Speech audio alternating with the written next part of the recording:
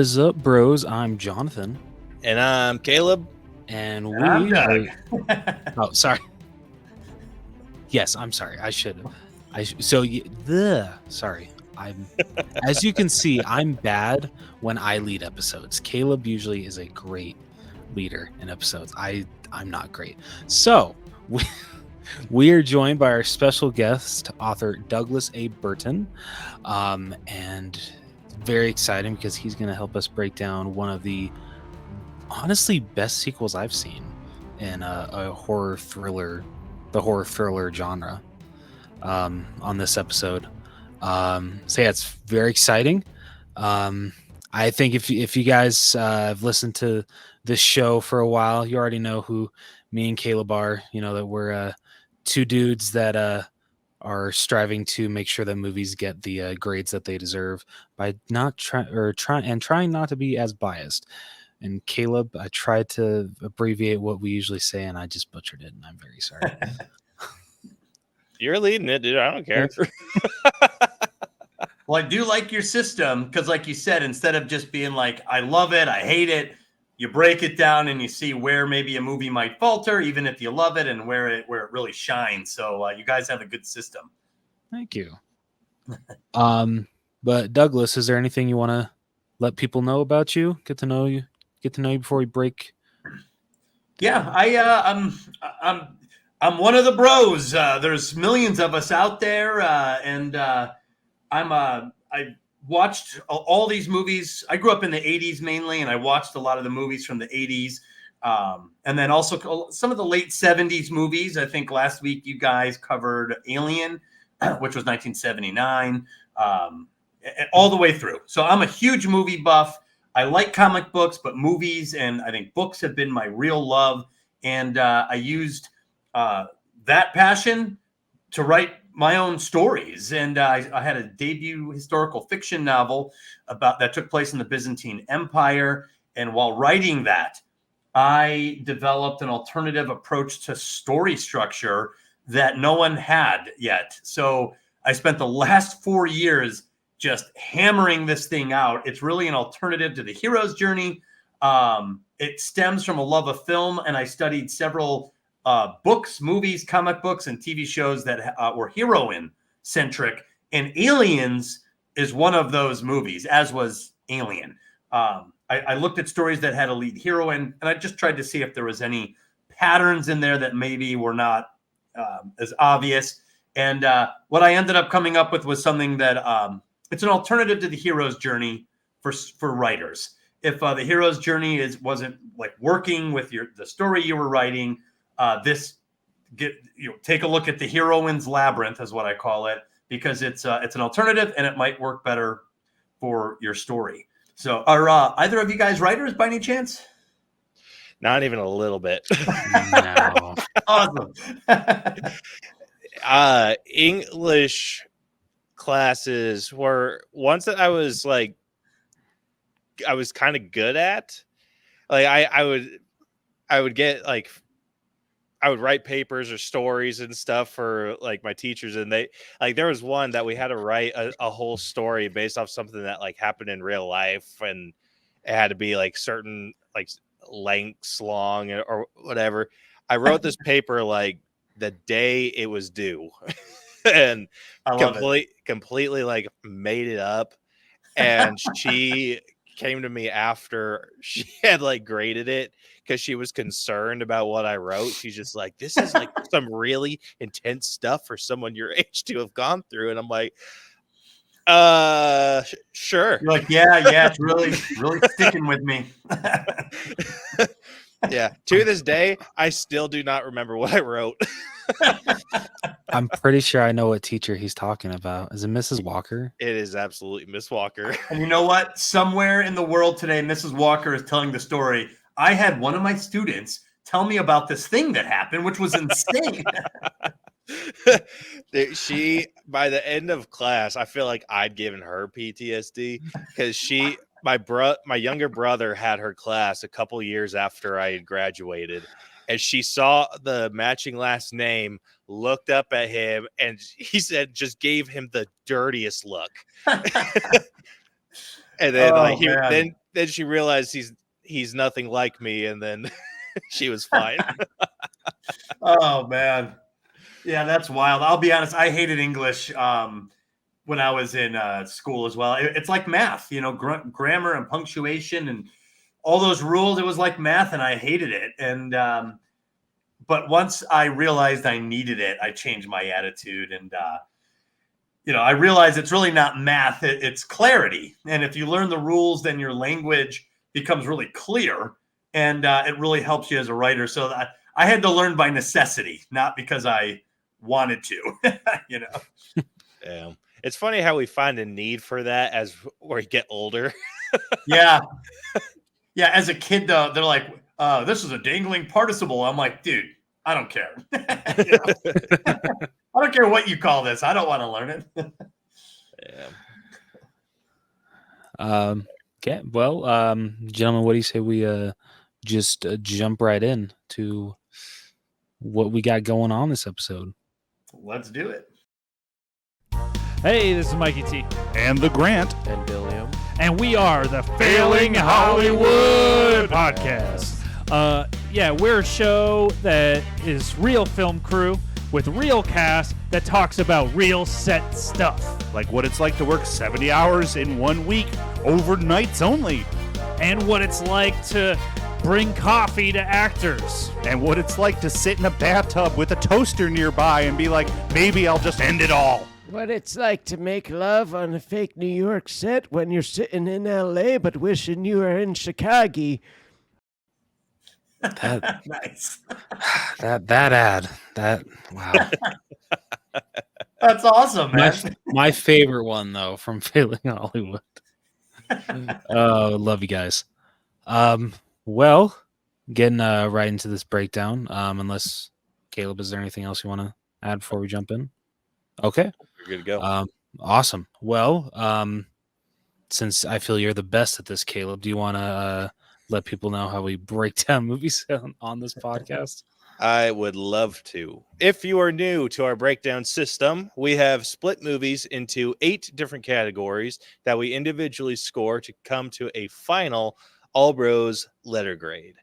The 8 categories that we are going to be scoring are story, writing, acting, character development, effects, music, costumes, and then we're going to give it our own personal score at the very end.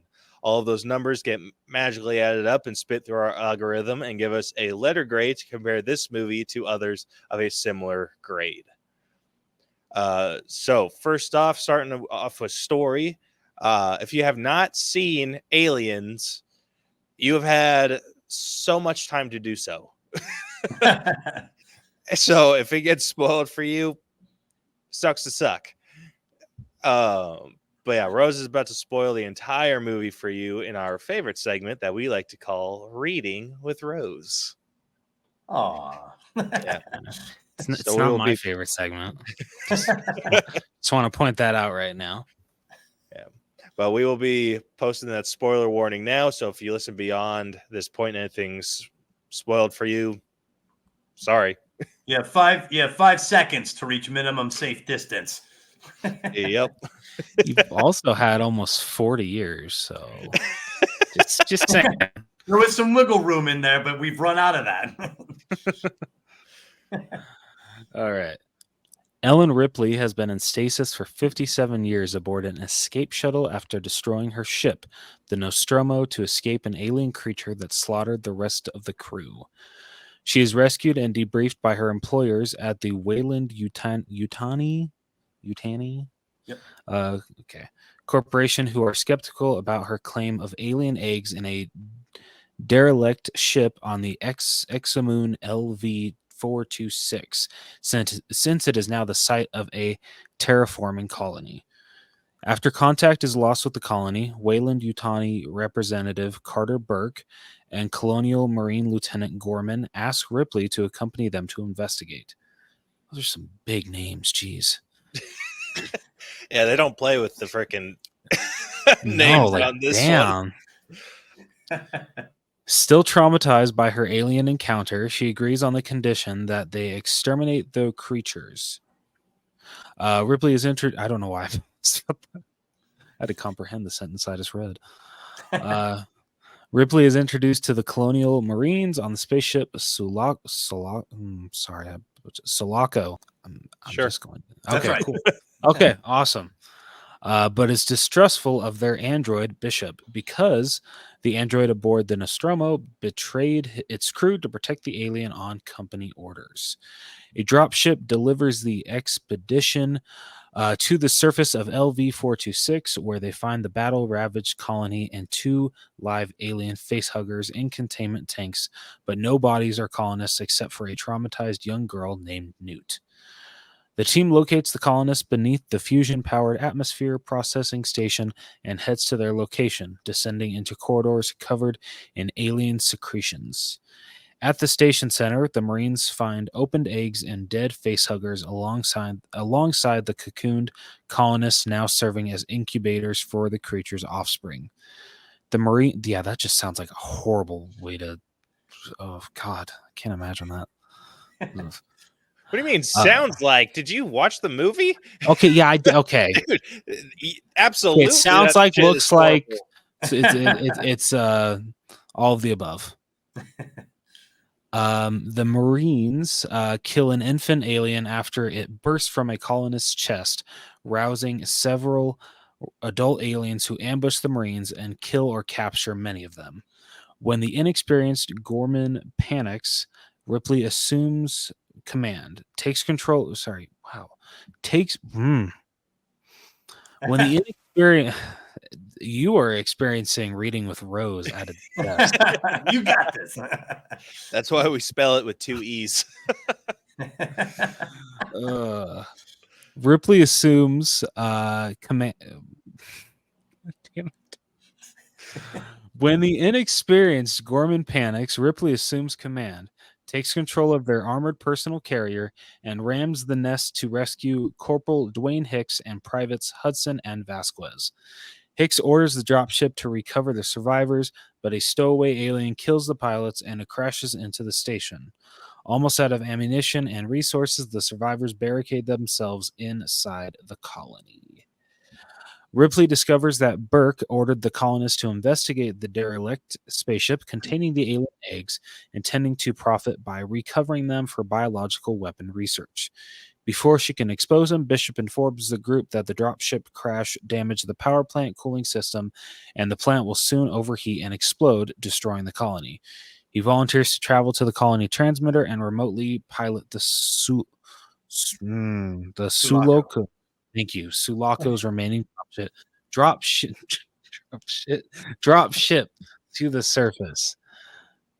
After falling asleep in the medical laboratory, Ripley and Newt awaken to find themselves trapped with the 2 released facehuggers. After falling asleep in the medical laboratory, Ripley and Newt awaken to find themselves trapped with the 2 released facehuggers. Ripley triggers a fire alarm to alert the Marines, who rescue them and kill the creatures. She accuses Burke of releasing the facehuggers to implant her and Newt with alien embryos, allowing him to smuggle them through Earth's quarantine. The power is suddenly cut and aliens attack through the ceiling. In the ensuing firefight, the aliens kill Burke, subdue Hudson, and injure Hicks. The cornered Gorman and Vasquez sacrifice themselves to avoid capture. And Newt is separated from Ripley and taken by the creatures. Ripley brings Hicks to Bishop in the second dropship, but she refuses to abandon Newt and arms herself before descending into the processing station hive alone to rescue her.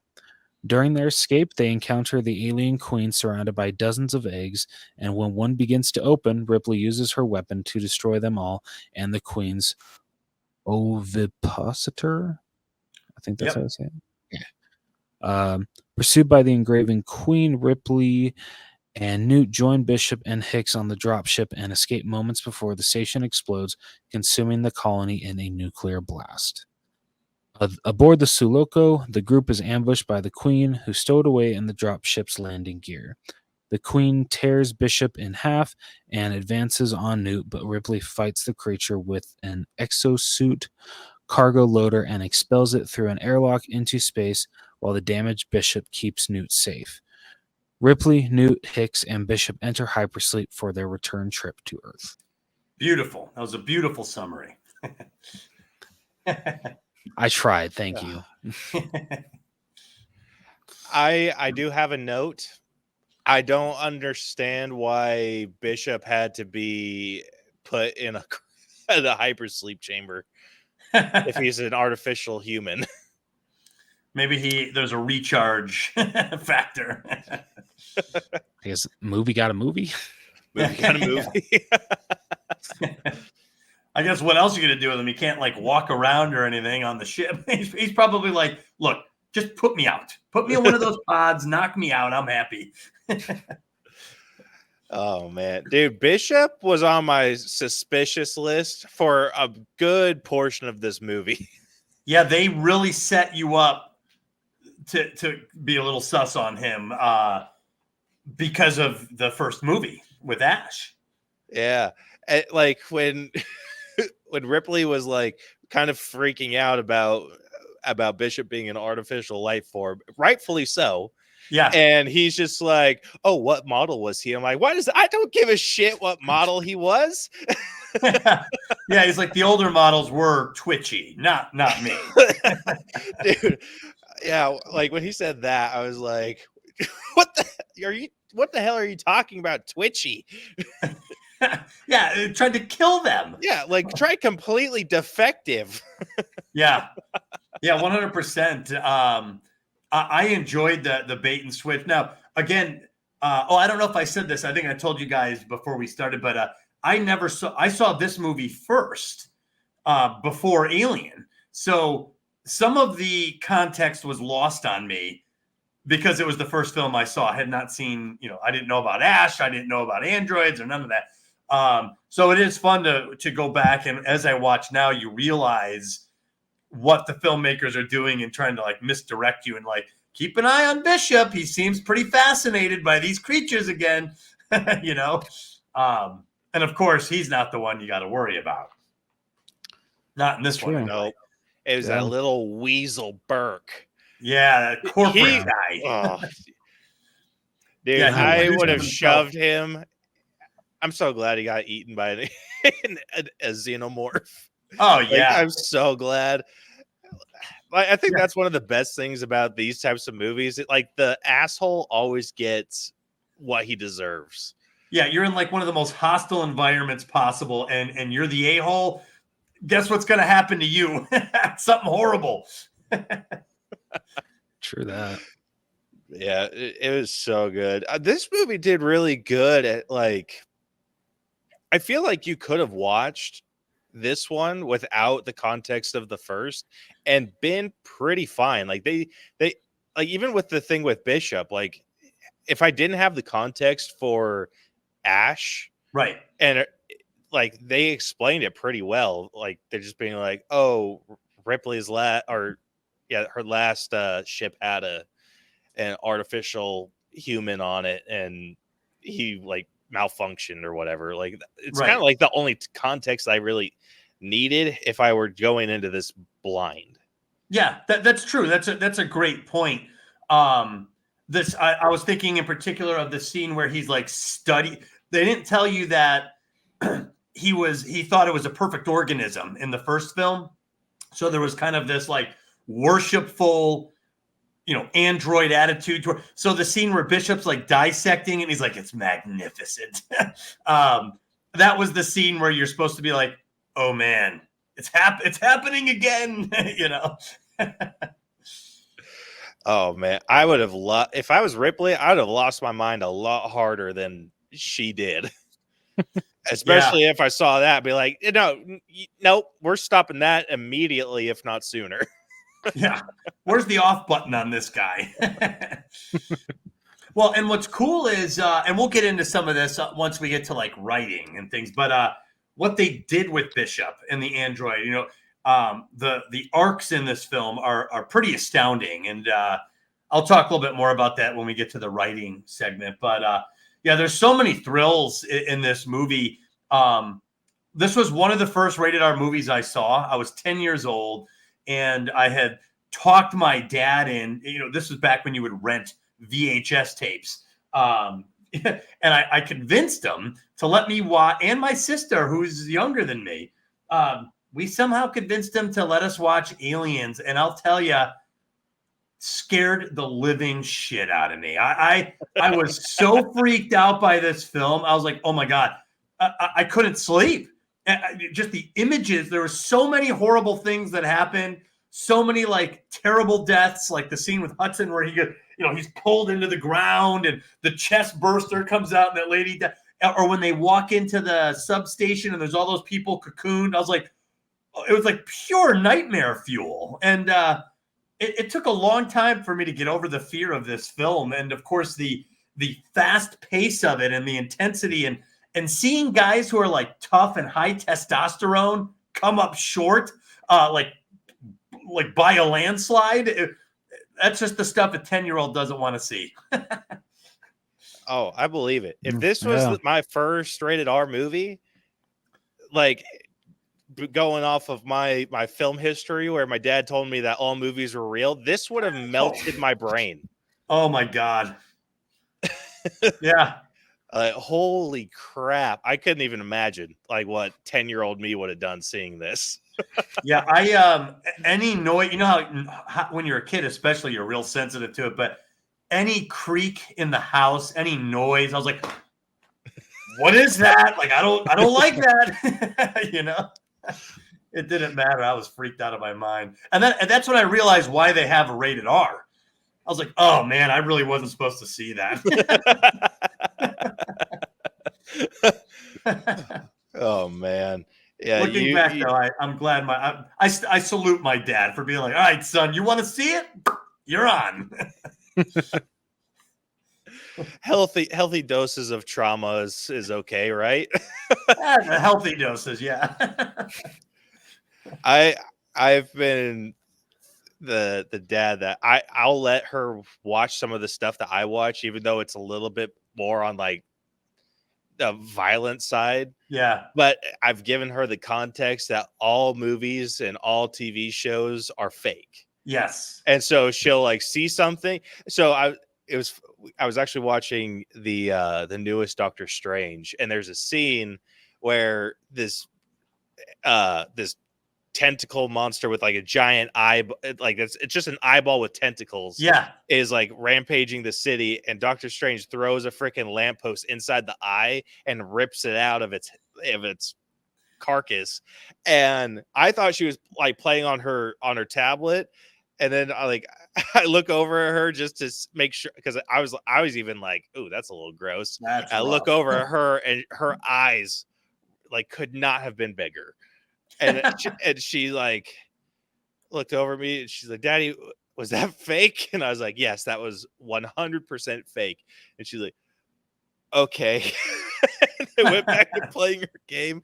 I felt so bad, but I'm like, I've had similar moments with my kids where, and so we use the term movie magic, you know, like you could see the horror on their face. You're like, oh, it's just movie magic. And, like for whatever reason. So what's weird with the new generation of kids is they see all sorts of things about like they knew the whole story to Squid Game, but never saw a single episode because YouTube has skits. They have people making fun of it. They have dubs. They have, recreations. There's all sorts of other contexts.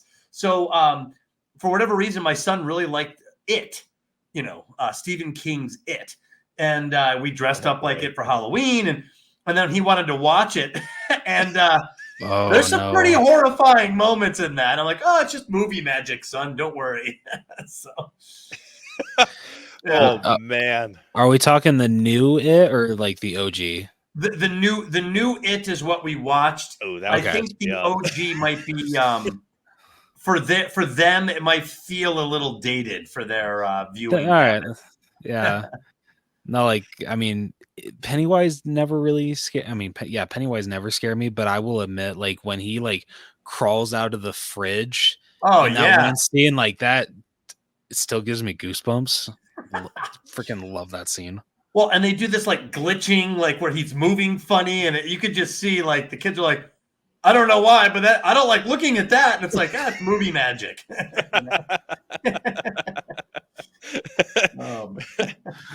It's like, I don't know why my body's telling me to run. Fight or I'm going to go with flight. Speaking with that though, kudos to Bill Skarsgård who played Pennywise, because after every single take he'd make sure that the kids were okay. Like I hope. Really? Yeah, he would like go right back into Bill and be like, "Hey, are you okay? Like I hope I didn't scare you." Just that would it was honestly like really awesome. scare me more. Are you guys okay with that? My favorite is for the final battle of the first one when it's all the kids versus Pennywise. Before one of the takes, he's going around and high-fiving all the kids, and he's just like, "All right, who's ready to beat the shit out of me?" It's freaking hilarious. Oh man. But yeah, getting into this story, this fixed the issues I had with Alien. With it be like, so this one was, I want to say the same amount of time, or it was slightly longer. Slightly, yeah. It was just a they were little close. bit longer. But this didn't feel as long as Alien did. Well, Like, they this also felt trimmed shorter. up the opening credits. It was very brief. I'm sure Caleb loved that. I was paying attention to that. I was paying attention. And I was just like, all right, you guys are like walking a real fine line here. And then it like completed. I'm like, okay, cool. Yeah. They put a few names up there and then they moved on pretty quick. And it's funny because I rewatched it last night, and after I had heard your analysis of Alien, I was a little bit more sensitive. Like I've seen these movies enough to where maybe I might not catch a few things. So I was like, how long are the opening credits? I was like, okay, Caleb should be okay with this. Yeah, I absolutely was. I was hesitant. I was just like, this is going to set the tone for me. And no, luckily they stayed their welcome and then they moved on. Yeah, exactly. But yeah, I mean, the rest of the movie though was paced so well. Like even the moments that I felt were a little slower in just like overall tone were still like pretty exciting. Yeah, like, there was some tension in a lot of those slower moment or quieter moments. Yeah. Like I thinking to when Ripley's like getting underneath the bed with Newt, like that was such like one of those moments that it was just silent for a decent while and then immediately kicked on into overdrive once she's like, wait a minute. Yeah, the alien itself, and there's different forms of there's the face hugger, there's the chest burster, and then there's the xenomorph, and then this movie introduces the alien queen. So that's 4 different versions, really. Each one is kind of like totally horrific in totally different ways, and because they knew that, it feels like they could take a slow scene and be like, but there's face huggers nearby. So like that, just because of that, you're like, oh my God, I don't feel comfortable in this, like going to sleep in this room, Absolutely, dude. True. Like, I don't know what freaks me out more between like what freaked me out the most was the tiny little chest popper out.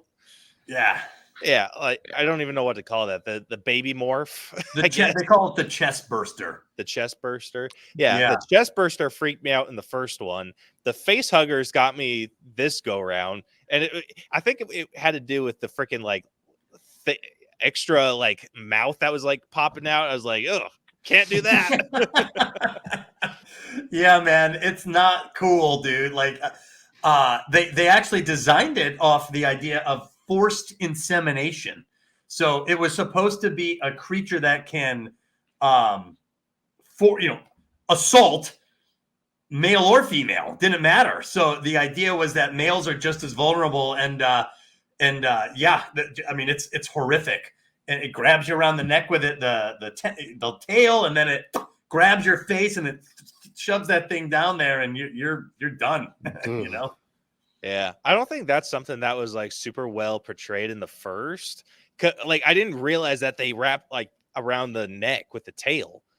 Oh, so like I might have missed it or something, but this go round when I was just like, couldn't you just like kind of pop or like pry these things off, pop them off, or like is it like once they get that thing in your mouth that you're trying to like screw it? Like, what's the deal with? And then it wrapped its tail around her neck and was like pulling itself. I was like, oh no. Yeah, there is a scene in the first Like, one I had where a full blown like, ah. yeah, well, totally. There is a scene in the first movie where they try to move the finger and they show the tail tightening around the neck, like they would it would choke them to death or something. Okay, yeah. Yeah, well, dude, if you see a movie once, you're not gonna, there's no way to catch every little thing. But yeah, they once they get a hold of you, and this one they did a good job at like whips around her neck at one point and grabs her, and she's trying to hold it off. And I don't know. I would never want to be in a room with one of those things. And it looks like the new movie coming out, Alien Romulus, is really emphasizing these face huggers. Did you guys saw the trailer? It sounds like. Oh my gosh, I saw that shit in XD Cinemark's version of IMAX, and oh my god, honestly, it looks good. It really does. Like after, like I kind of want to see that on the biggest screen possible, but at the same time, I don't because I feel like I'm not going to be able to keep down my popcorn. Well, you said that you are kind of a horror guy, right? Yeah, so like I'm weird. Like sometimes like that kind of stuff, like like all like I don't see myself like throwing up or anything like that, but like I'll like actually like wince at that a little bit. But like like put like Michael or Jason in front of me and like have them like stab and slit 50 people a million ways. Oh, it doesn't faze me at all. But an Alien is a little different. a little bit. Interesting. I think it's probably just because I'm like so used to slashers. Like that's what, because the first slasher I watched, it was either Halloween or Child's Play, and that was when I was like 6 or 7. Yeah,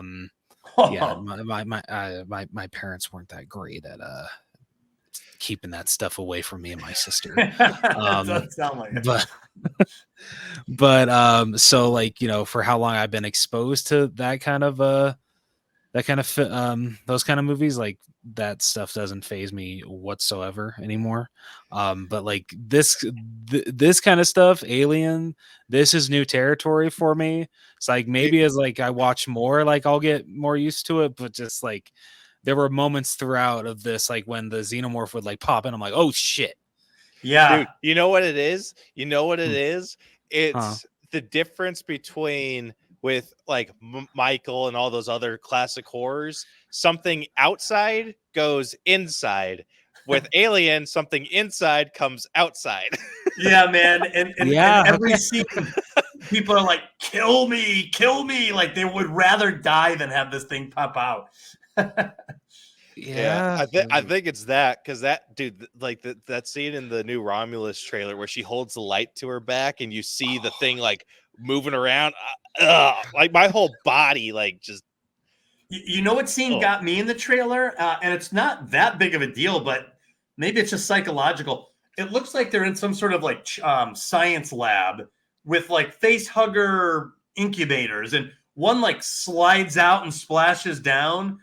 And there's someone with their back, and you could see it swimming up right behind the head. I'm like, oh, dude, you're already man. Like, you're not going to get out of that. You're done. It's like, I know, it's like being in a swamp with a crocodile. Like, you have no chance, Yeah, whatever you're done, reason dude. You are done. You might as well try your best to snap your own neck. Yeah. Oh, man. But yeah. Oh, and what's funny is I heard you guys were talking about some of the practical effects from Alien and the face hugger and how it moved. They got better in this one in Aliens when that thing was coming after Ripley in that one scene and jumps at her.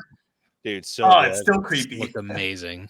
Yeah, that will be accurately depicted, or it's going to get some freaking props and effects. Oh my gosh. But yeah, like, so just story wise, I really like that they kind of kept with the same. I don't even know like how to like properly describe this. Like what it's kind of like what they did to Ripley. Like where she was the only one that was like, we need to follow protocol on this, and she was the one kind of getting screwed. And then it was the same deal with this. She's just like, nope, we need to freaking nuke this planet. Like, like we need to be getting rid of this. And they're like, oh no, there are colonizers there, which this has actually changed my stance on being a colonizer now. If you guys remember my rant from the last episode. But yeah, like same deal where she's like, no, like these things, like they need to be destroyed. And they're just like, you're talking about genocide. No, like she's like, yeah, it's like exactly what I'm talking about. Yeah, she didn't like pull a punch about it or like try to justify it. She's like, no, they're like annihilated. Yeah, and her freak out at the freaking boss who is just like, oh well, you blew up some like super expensive equipment. I'm like, screw your equipment, bro. Yeah, that was bullshit. Yeah, and so I was kind of like, I was feeling like what she was going through really well, and just the bullshit. Totally. Her just being like so over it, and then when she eventually like takes over like command of the Marines and everything, like after the lieutenant or whoever just can't freaking cut it, which dude, when nothing is more accurate than the Marines putting someone that doesn't have any experience on something that is somewhat important. How many drops is this? Like 38 simulated. And they're like, how many combat drops? He's like, 2, including this one. Dude, they freaking got me with that, because when he was like 38, and I'm like, okay, maybe he just gets a little like seasick when they're breaking in, and he's just this, and then he hit me with simulated. I'm like, god damn it. Yeah, not cool. Yeah, and he lives up to the moniker. You know, he doesn't perform well as a lieutenant. He's not decisive.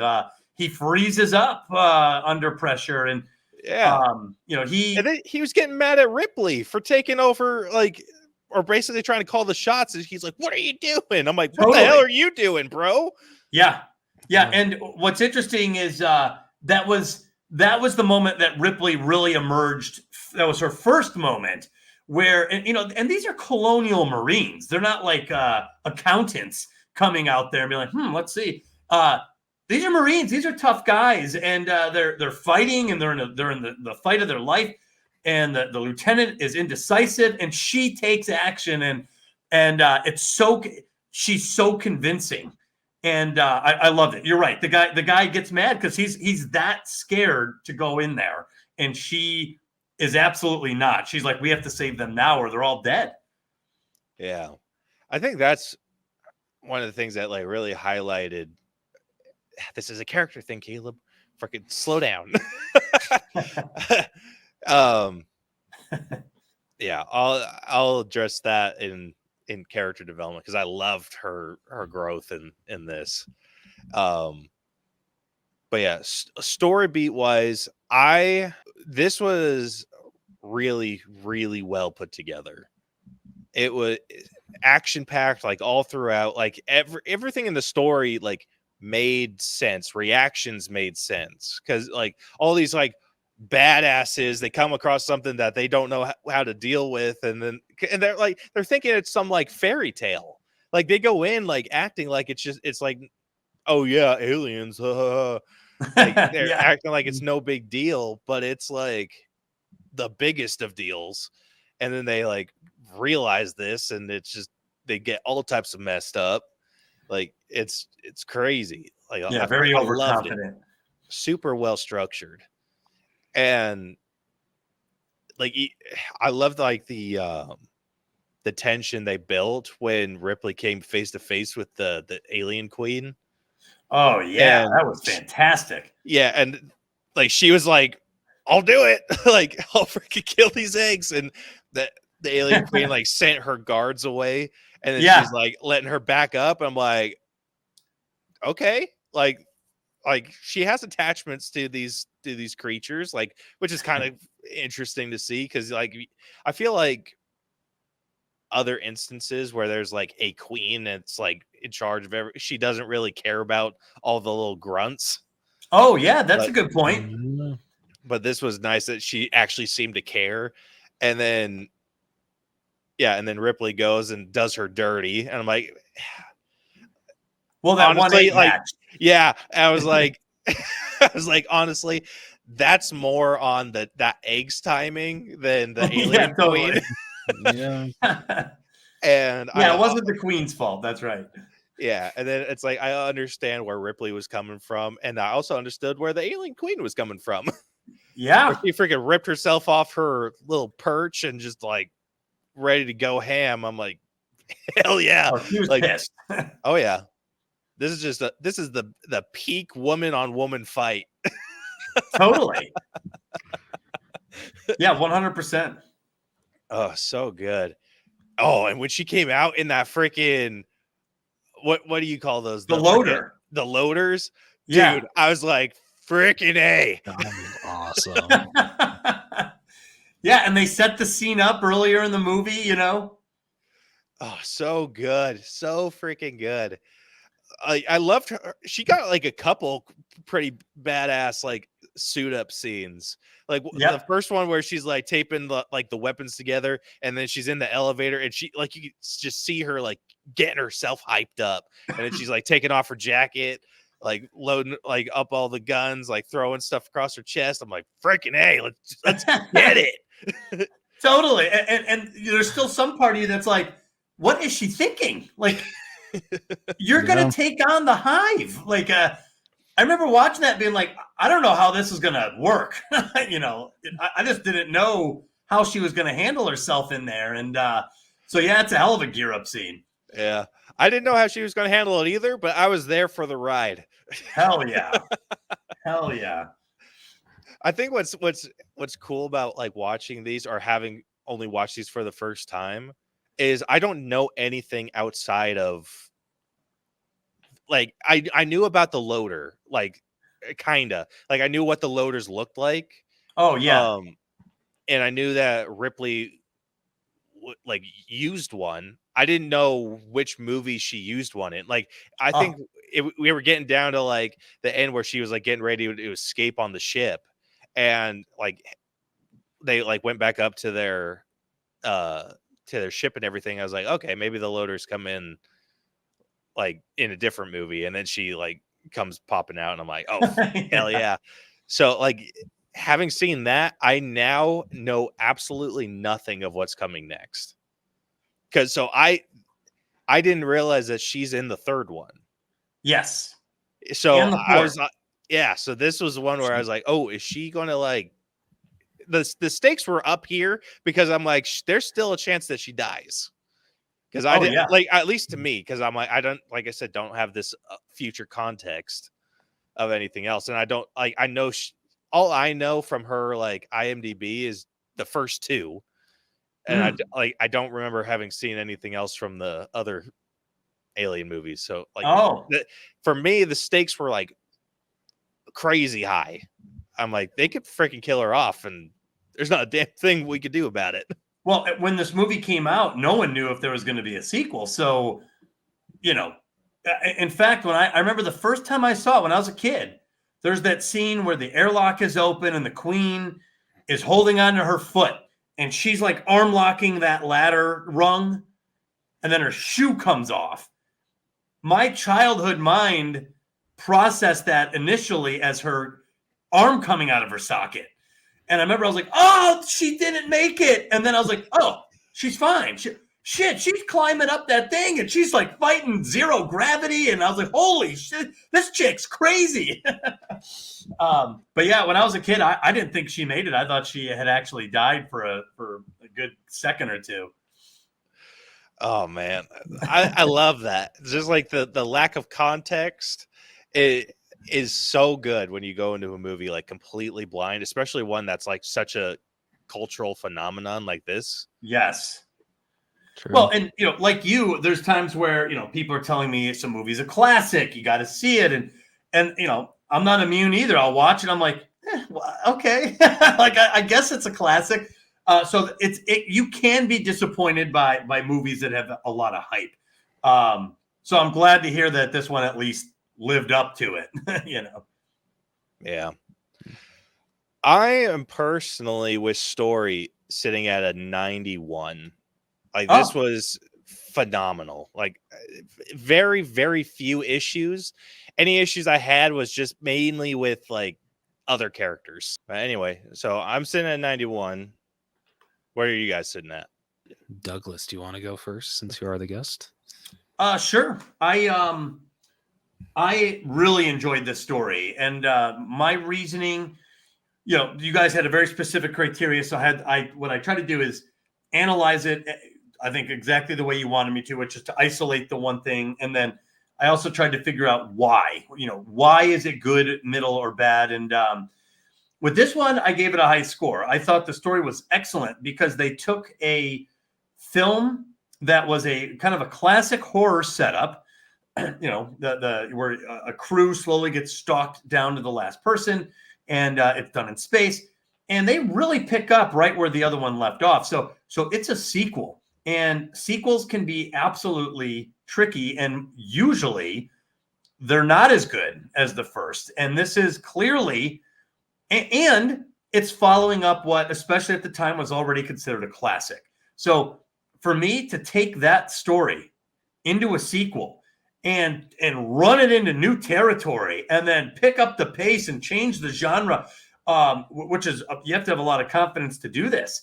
This was Ridley Scott, and you're like, hey, I'm this new guy named James Cameron. I'm going to go a different direction with it. This could have been a disaster. So to me, I thought the story was excellent because you're already, you are forced to pick up where the other story left off. You're forced to stay within the canon. There's some limitations on you in telling this story. And they told the story about her coming back years later. So that they added this caveat that we're leaping into the future, and we still have the main character. You have a colony where the derelict spacecraft was from the first film, and it gets exposed to the colonists. And it's not a coincidence like a lot of movies would do. Like, oh, she just happens to wake up and now we have this problem. No, because she wakes up, the corporate guy sends the colonists out there, and it triggers the whole series of events.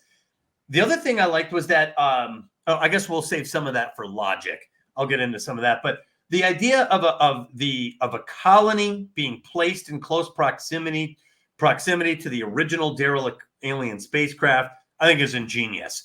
And the idea of coming to this place from Earth, from a safe place, and arriving to find the power's on, there's half-eaten donuts, and there's evidence of a severe struggle everywhere. There's barricades, which are made out of like bed frames and air conditioning units. Like, it looks desperate, and the barricade didn't hold.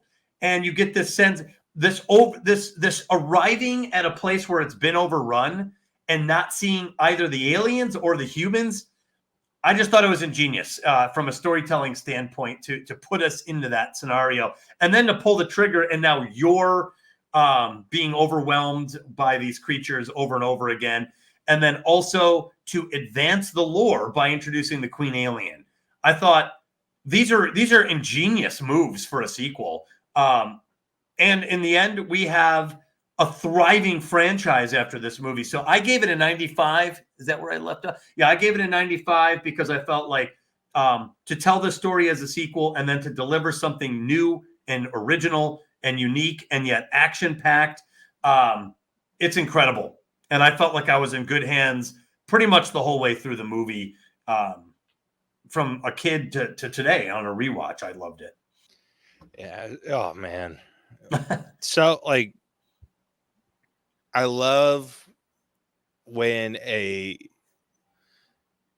almost felt like I love like mixing genres when it comes to like a trilogy or like to any movie type. Like, I love when they're able to play with that genre a bit, where it becomes like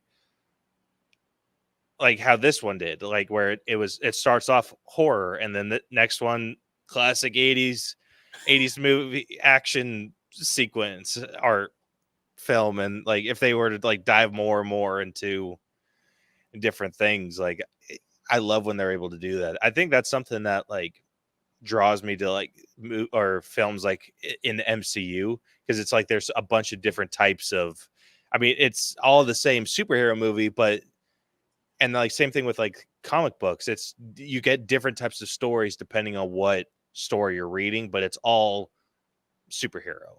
And here it's like it's all alien, but different versions of the alien. Yeah, that's a great point, and Marvel's a good example because there's so many films, and they are all a little different.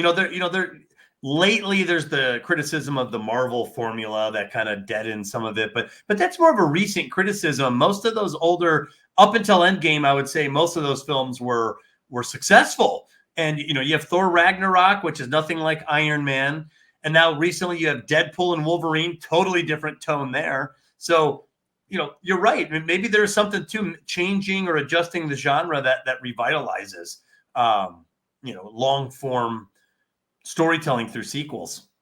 Yeah, that's a great point. Where are you at, Rose? So I'm just 1 point above Caleb at a 92. To me, this story is it's one of those rare sequel stories that like improves on what you enjoyed about the original, but everything you didn't like about the original, they take that away and just go with something new. And I love that James Cameron did that with this. I honestly really appreciate it when directors can go a different direction but make it make sense in the lore, like I believe like you said, Douglas. Like I was so impressed with the story. It flowed so well.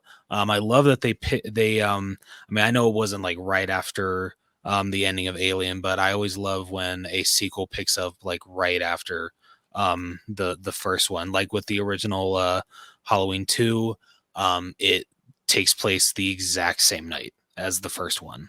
Literally minutes after Michael gets shot off the balcony, he gets up and continues walking the streets of Haddonfield. Bam, we enter Halloween 2. Freaking love that, because I love that those two can be considered just like one movie. And like in some ways you can consider Alien and Alien 2 one movie, in my opinion. I know the completely different genres and what directions that they took it in, but just like this is one of the best stories in a sequel I've ever seen. Well, and to your point, just comparing it to Alien, there's a lot more story in the second one than the first film. The first film was much more limited on its storytelling than, and some of it's because of the genre. Horror is a little bit more confined by nature, but there's a lot more storytelling in Aliens than in the first one. Yeah, absolutely. Yeah, as it should be. I mean, with action, you have to have a story with action. With horror, you just have to have a situation to run off of. That's true, because horror taps into a primal side of our as viewers. The goal is survive. So you don't need to have a big story to activate primal survival mode. But you're right. When you're telling action, the action will be boring very quickly if there's no meaning to it. So good storytelling gives a lot of meaning to action. Yeah, absolutely. True that. All right, moving on over to writing, which is Douglas's area of expertise. I'm not sure if we've ever done this like in a way that's accurate. We've always based this off of like the dialogue and how that worked out, and maybe like how they set up some situations and whatnot. How the like jokes work. Yeah, like how do you as someone who writes for a living, like how do you approach? Well, I think what you guys are doing is perfect. I've listened to a couple of I listened to Frozen Empire, actually was another full one that I've listened to. So I knew that when you were talking about writing in this case, that you were talking about the dialogue, the script, maybe. And I think story is a little closer to maybe the expansion of writing as story. So I did try to separate those out. And that's why I was saying, like, from a storytelling standpoint, I thought this had really high, and it sounds like you guys did too, really high marks, because as a writer, if you were tasked with following up Alien, there's a million ways to go nowhere, and this like one way to do what he did. And he found a way forward, which revitalized the story and did something that we quite honestly had never seen before, especially in 1986. So, and I do think a lot of this and the action and everything held up. So for me, I did judge it the way I think you guys were judging it, which was from dialogue and script. Yeah, all my notes are based on dialogue and script. So I think I'm aligned with you guys here. All right, perfect. So this may be the one I'm a little harsher on. So I think my score is a little bit lower when it comes to writing. And it's just because there was a lot of kind of like the cheesy 80s like catchphrases. But then they threw in some gems. Like I can't even count how many times I've heard the what's his face? The one dude that goes, "Game over, man." Dude, I lost it when I heard that, because I'm like, this is the movie that comes yeah, from. Man, that's famous. Finally, I know.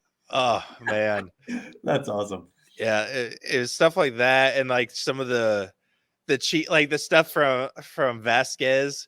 That's just like, I don't need to know what they are, just need to know where they are. I'm like, shut up. Like just cheesy shit like that. But like, I think they nailed a lot of the just the hazing that goes on between like within a unit. Oh yeah. Like it brought me back to like when I was in my unit. Like everyone just gave each other a hard time, and like you get roasted harder than anything. And so I thought that they were able to take that pretty well. It was just when they started to go on to like their own stuff, just kind of like say stuff out loud, that I was like, okay, like chill out, bro. I feel one line that I just freaking died at was when Ripley is with Newt and, calming her, and she's like, oh, like you need to, get some rest. And she's like, I can't, like I'm going to have a bad dream. And she like points out her doll, and she's like, do you think that she has bad dreams? She's like, no, Ripley, because she's plastic. She cannot have that totally posted up by the kid. Oh my gosh. That was amazing. I've had that happen with my kid, where I've tried to set up this whole thing based like, oh, like, cause she's like, oh, I'm afraid I'm going to have bad dreams. I did this whole thing with my kid. Like I'm going to have bad dreams. And she has like a stuffed rabbit that she calls Hop, that she goes to sleep with. And I'm just like, oh, well, bad dreams aren't allowed in this house. And she's like, what do you mean? And I'm like, I told Hop that if there are ever bad dreams in your head, that he has to eat them. And she's like, oh. And I was like, yeah, so Hop eats them. And she's like, but Daddy.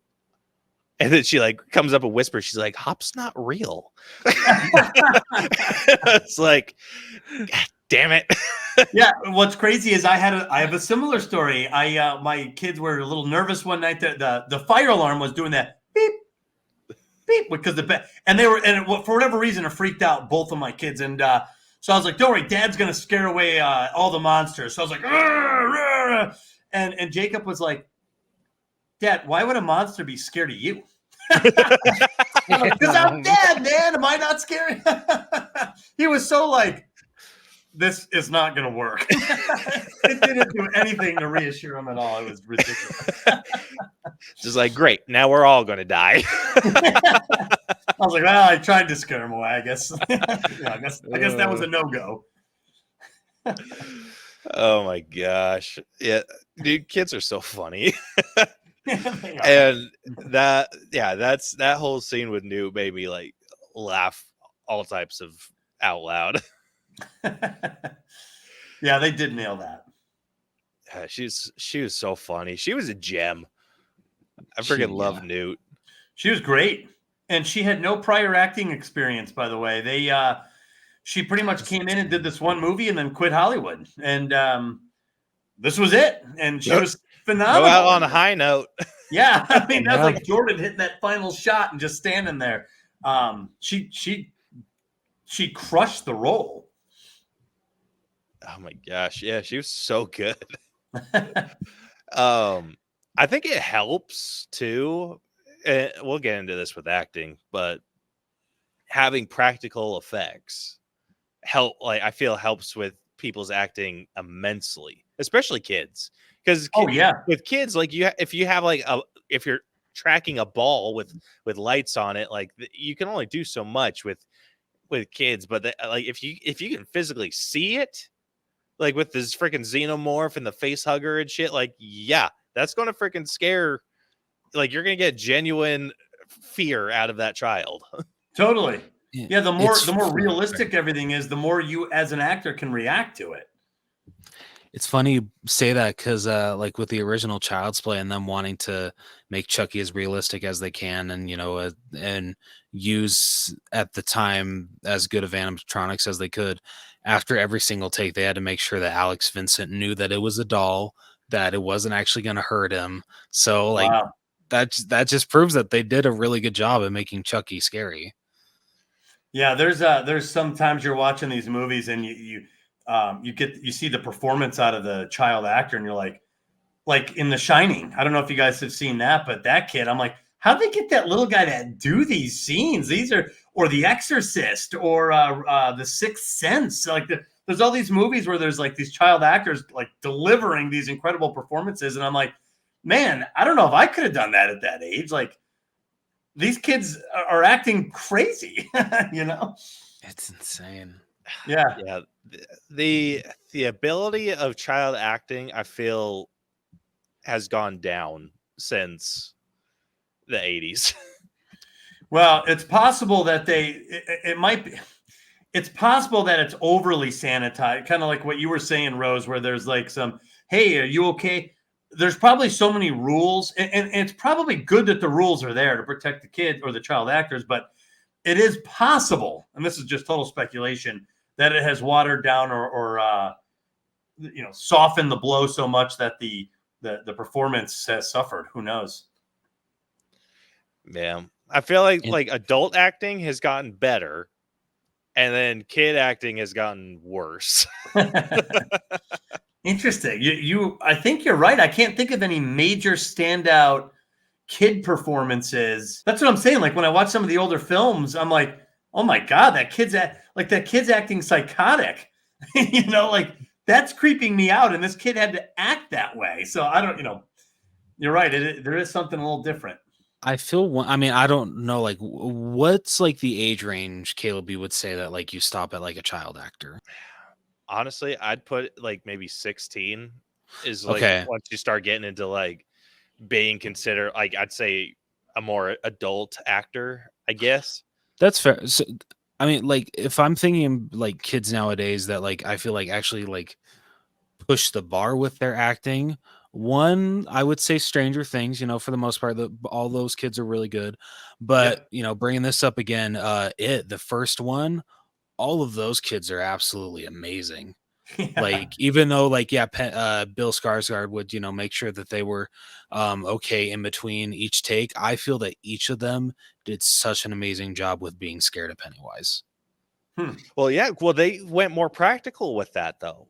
That's true. Okay, that's a good point. Like Bill Skarsgård was actually crawling out of the freaking fridge. Like they were doing real shit. Yeah. So yeah, like if their scream seemed genuine, probably was. Yeah. But yeah, getting back to the writing of this whole thing, like I bet you it's probably just because of Sigourney Weaver. Her one-liners were so much better than everyone else's. She was great. Yeah, absolutely. And we'll talk more about her with the acting, but you're totally right. Yeah, but hers were so cool. Like when she was just like, she called the alien queen a bitch. I was like, yeah. And that's one of the most famous lines of all time. Get away from her, you bitch. That's an iconic line. Oh man, like she was written as such a badass in this.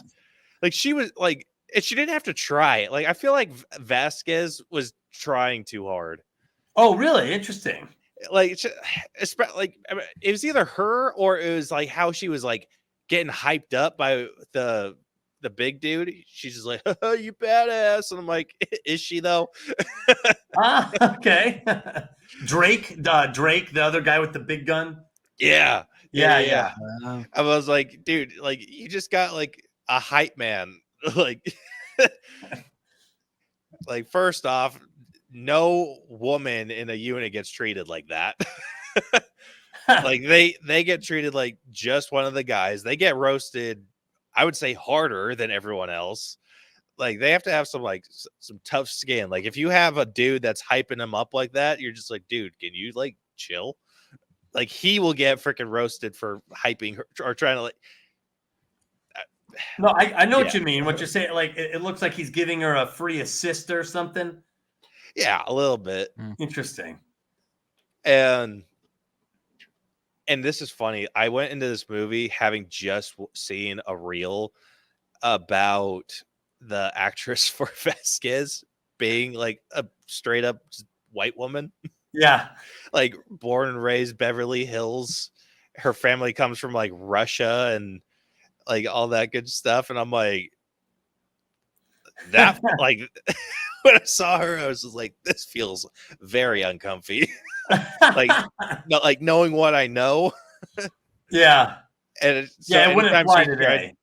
Anytime she like went all Spanish on it, because I was raised in a Hispanic household, or at least like that's not true. My mom did not speak Spanish. My mom was raised in a Hispanic household, so I have Hispanic family members. I don't speak Spanish for shit, but I am around. I've been around Hispanics, and her pronunciation was just wretched. And it was like the frequency of how often she would like switch to Spanish. I'm like, interesting. It was funny because it's like she was doing like super common phrases too, not anything like an actual Hispanic would say.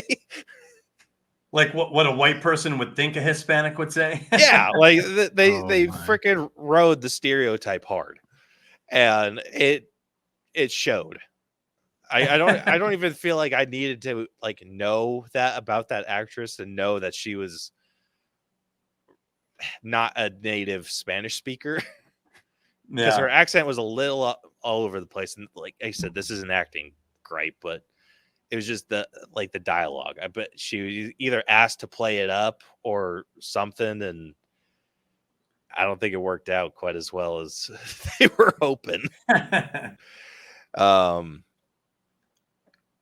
trying to think of anyone else that like stood out in terms of dialogue. I like Bishop a lot.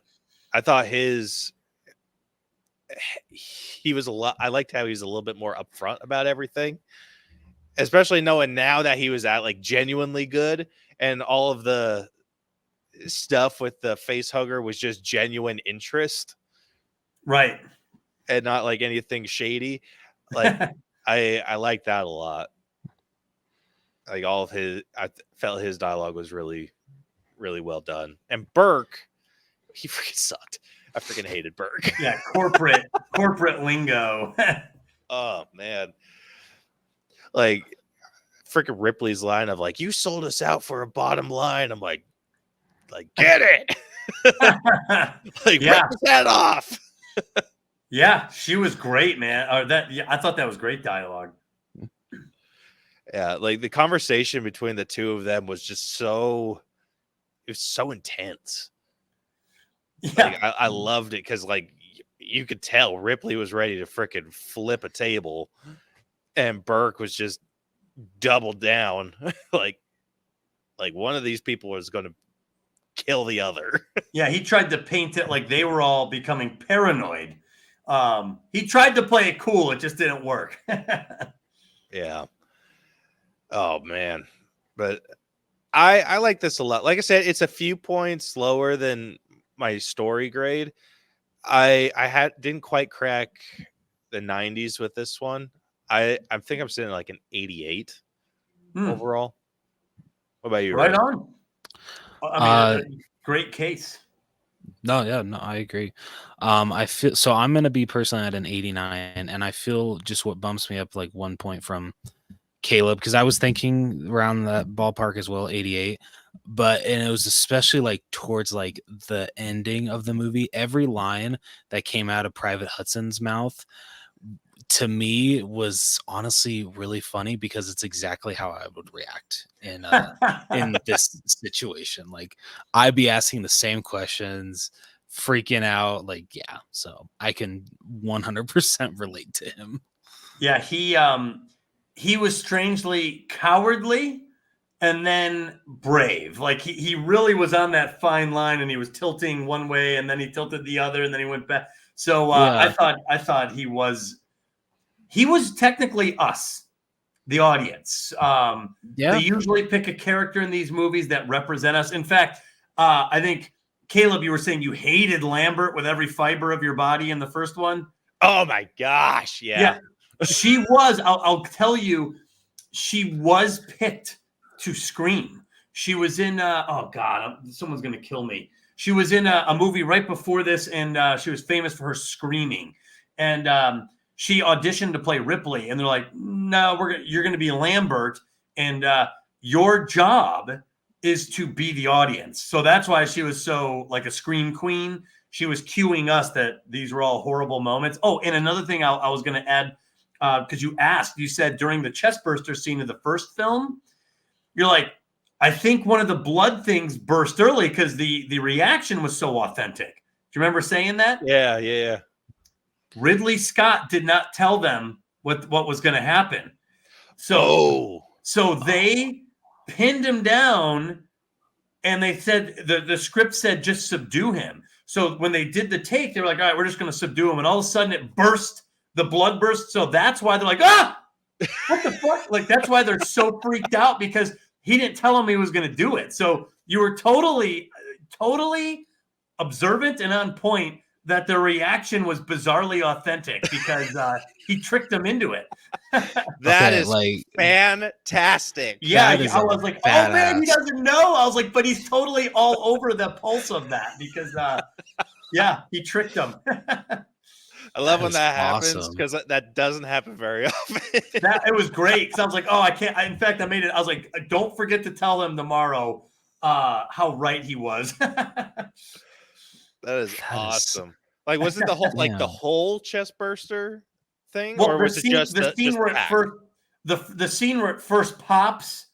They all stop and freeze, and then he starts like flailing again, and they jump on him again. That take was authentic, because no one knew what was going to happen, but they knew eventually there was going to be a chest burster scene, but they were told that wasn't going to be filmed for several days. So they weren't on guard for the chest burster. Oh, man. They're like, what the hell? And he's like, we're using that take. Dude, that is fantastic. Yeah, totally true. It was great to hear you say it. Oh, love it. Absolutely love it. All right, where are you sitting with writing? Did you say? I think you said 89. I think, correct? Yeah, he did. Yeah. Okay, so I'm at 92. I'm just a little higher, and I have to tell you, it is possible I might be insulated from some of the cheesier lines. It's funny when you started to bring them up. I was like, oh yeah, that's true. That is kind of a cheesy line. The Vasquez thing didn't affect me so much. Probably that's essentially a newer criticism, and it's a good criticism, but it didn't affect me until now. So I've had quite a long time to be comfortable with Vasquez, and only recently I'm like, oh man, they would never allow that today. So she probably does have some of the more stereotypical lines or some of the weaker lines in terms of the writing, but I still love Vasquez. I really do like her. I thought she was tough in this. I love her moment when they take the magazines away from everybody, and she's the one who's like, we're keeping some ammo. Here you go. And then like there was stuff about her that was definitely like endearing like that. Cause I'm like, freaking A, like, I don't give a shit about this facility. This isn't invalidating what you said. What you said were very good points. I'm just saying, like, I guess I was able to watch this at a time where I didn't think about that, or that wasn't an issue yet, so it didn't cross my mind yet. But all valid. It's all valid points. What I liked about the writing is I did think there was a lot of critical dialogue that was put into this that really worked. It helped you. Like, at no point in the film was I lost in what was happening from a tactical standpoint. I understood when they were in a last stand situation. I understood how they were getting out through the vents. Like, I understood the overconfidence coming in, the discussion to try to figure out where the colonists were. Like, the dialogue made it very easy for me to go through the story. So that's why I gave it pretty high. I'm not actually not too far off from where you guys were, but I really did like it. And the other thing I gave it a bump, or into the 90s, I guess, is because this movie does have what's considered famous dialogue. So, and to be fair, that wouldn't be something I would take into account from a first impression, okay? Because you wouldn't know. You don't know. You don't know that. You're not thinking, oh, that's an iconic line. So that is affecting my judgment on some level. Like, "Get away from her, you bitch," is one of the most iconic lines of all time. And you mentioned, "Game over, man. Game over." Like, totally famous line. Like, you'll see it in memes, like on social media. And another one is Carrie Henn, who played Newt. They mostly come out at night. Mostly. That "mostly" line has become kind of a famous thing. You'll see it in, like, Family Guy, and it's in South Park. Like, and apparently there's a hashtag "mostly" on X or Twitter because of this thing. So there are some of the lines in this have like gone on to legend status. So I did give it an extra little boost for that, I think. Yeah, totally valid. Totally valid. Oh, man. All right, moving on over to acting. Going through this cast list, starting off with the one and only Sigourney Weaver, who played Ripley. And we got Michael Biehn, who played Corporal Hicks. And we got Carrie Henn, who played Newt. Paul Reiser, who played Burke. Lance Henriksen, who played Bishop. Bill Paxton, who played Private Hudson. Jeanette Goldstein, who played Private Vasquez. I think that's it. Is that it? That's our senorita. Yeah. All right. What's your guys? I assume we're all on the same page with our number one being Ripley herself. I don't think there's any question. Yeah, 100%.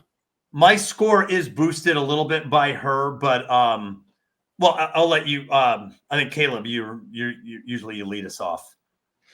Yeah, it's just I'm curious what your guys' other top two are. I would say Carrie Henn, because her ability as a child actor to convey sort of a PTSD, because she's really closed off early on, and then she comes to life, and then by the end of it, she's leading a battered battalion of Colonial Marines through the ventilation shaft. They're following her. She's in charge. She's like, this way, no, that way. I love that. And she's able to do all of those phases. So I think her acting performance was a huge boost to this film in total. Like you said, a child actor could blow it. If you look at some of the ones today, where like, I always think of, do you ever see The Grinch with Jim Carrey? There's that little girl. She's adorable, right? But it's so obvious she's acting in every scene. She's like, yes, Mr. Grinch. Like, so if the child actor, if Newt came across as a child actor being told what to say and it's obvious to her, then I think this film may not have worked. It's possible that it just wouldn't have worked. So I think she did a fantastic job. I really appreciated Carrie Henn. I also really liked Michael Biehn and Bill Paxton. They were kind of your older brother types. One guy a little bit more serious, like, hey, cut the nonsense. We're going to be serious. The other guy's like, hey, screw that, man. We're doing this. We're doing that. So you had two older brother figures, and then one guy cracks, So I appreciated their acting performance there. I loved Lance Henriksen as Bishop, as kind of a chilling and yet compassionate android. He's kind of a little bit of both at times. And I think he kind of hit that right on the head with what they needed, especially since they set him up to be the next Ash. And then he turns, not only is he not the next Ash, this is the guy that comes swooping in at the end, the big hero. Ripley's out of move. She played every card in her, and then she's trapped on that platform. The Queen Alien is coming out, and she's like, close your eyes, baby. This is it. She's got no more move. Ripley gave up, and then this guy comes bursting up behind her in a very heroic moment. It's a dramatic moment, and he saves her. So this guy ends up being one of the big heroes of the story, and I loved it. I loved that Bishop was one of the warriors in the end who came through. So I thought for the most part, a lot of the actors delivered. However, I have to say, I have to be somewhat cognizant of the fact that in terms of what makes great, like a 100% acting, is range, the range that you would expect. And an action thriller, despite the performances, is only going to give us a small range of acting. So it would be difficult for me to treat these guys and the actors and actresses as, Casablanca or, I just don't think the subject material lent itself beyond a certain point. That said, Sigourney Weaver, it's not that she was just a good actor in this. She was nominated in 1987 for this. I know the movie was 1986, but the Academy Awards were in 87. She was nominated for Best Actress in a Leading Role, which is asinine for the Academy Awards to go with science fiction action thriller. More recently, you'll see some of it, but back then, absolutely not. Sci-fi was not well respected as a prestige class, and she broke that mold. She lost to someone, and to this day, I'm pissed about it. But she was nominated. That is awesome, though. Yeah, she was incredible. So my acting score was 88. I gave it, I still think, a relatively high score considering the performances. But there were some, like you said, Jeanette Goldstein had some wobble. And I actually thought Paul Reiser was mostly good in this, but I thought he was oddly cast. He was a comedian, so it was odd to see him in this. But 88 is what I gave it for its acting, spearheaded mainly by an Academy Award nominated actress. I just looked up the 87 Academy Awards. Yes. And yeah, the winner was Marlee Matlin for Children of a Lesser God. I don't even know what the hell movie that is. Neither do It I. was a big movie that year, but it's not like memorable the way Aliens is. Dude, none of these are. Like The Morning After, Crimes of the Heart, Peggy Sue Got Married, and then Aliens. Like, no way, dude. Totally. I like I said, there's a few things I'm still sore about with the Oscars. This is one of them. I just thought it's such an iconic role, and she delivered a prestige performance in a genre that was not considered prestigious. And I don't know. I really admire her for it, and I wish she would have won. I agree. Aliens did win for Best Sound Effects Editing. It won that year. And visual effects. Yep, Best Visual Effects. Hell yeah. Okay. Much deserved. Yeah. Yeah, I'll mention some of the other wins as I actually categorize some of the nominations and wins in the categories that we have set up. So I wrote them all down for us. Awesome. So Rose, what's your other top two outside of Sigourney Weaver? So like I'm really gonna agree with Douglas a lot here. Number 2, gonna give to Carrie Henn. Knew everything that he said about her. She was absolutely amazing. And honestly, one of the most amazing performances I've ever seen from a child actor. She just blew it out of the water. Like, fantastic.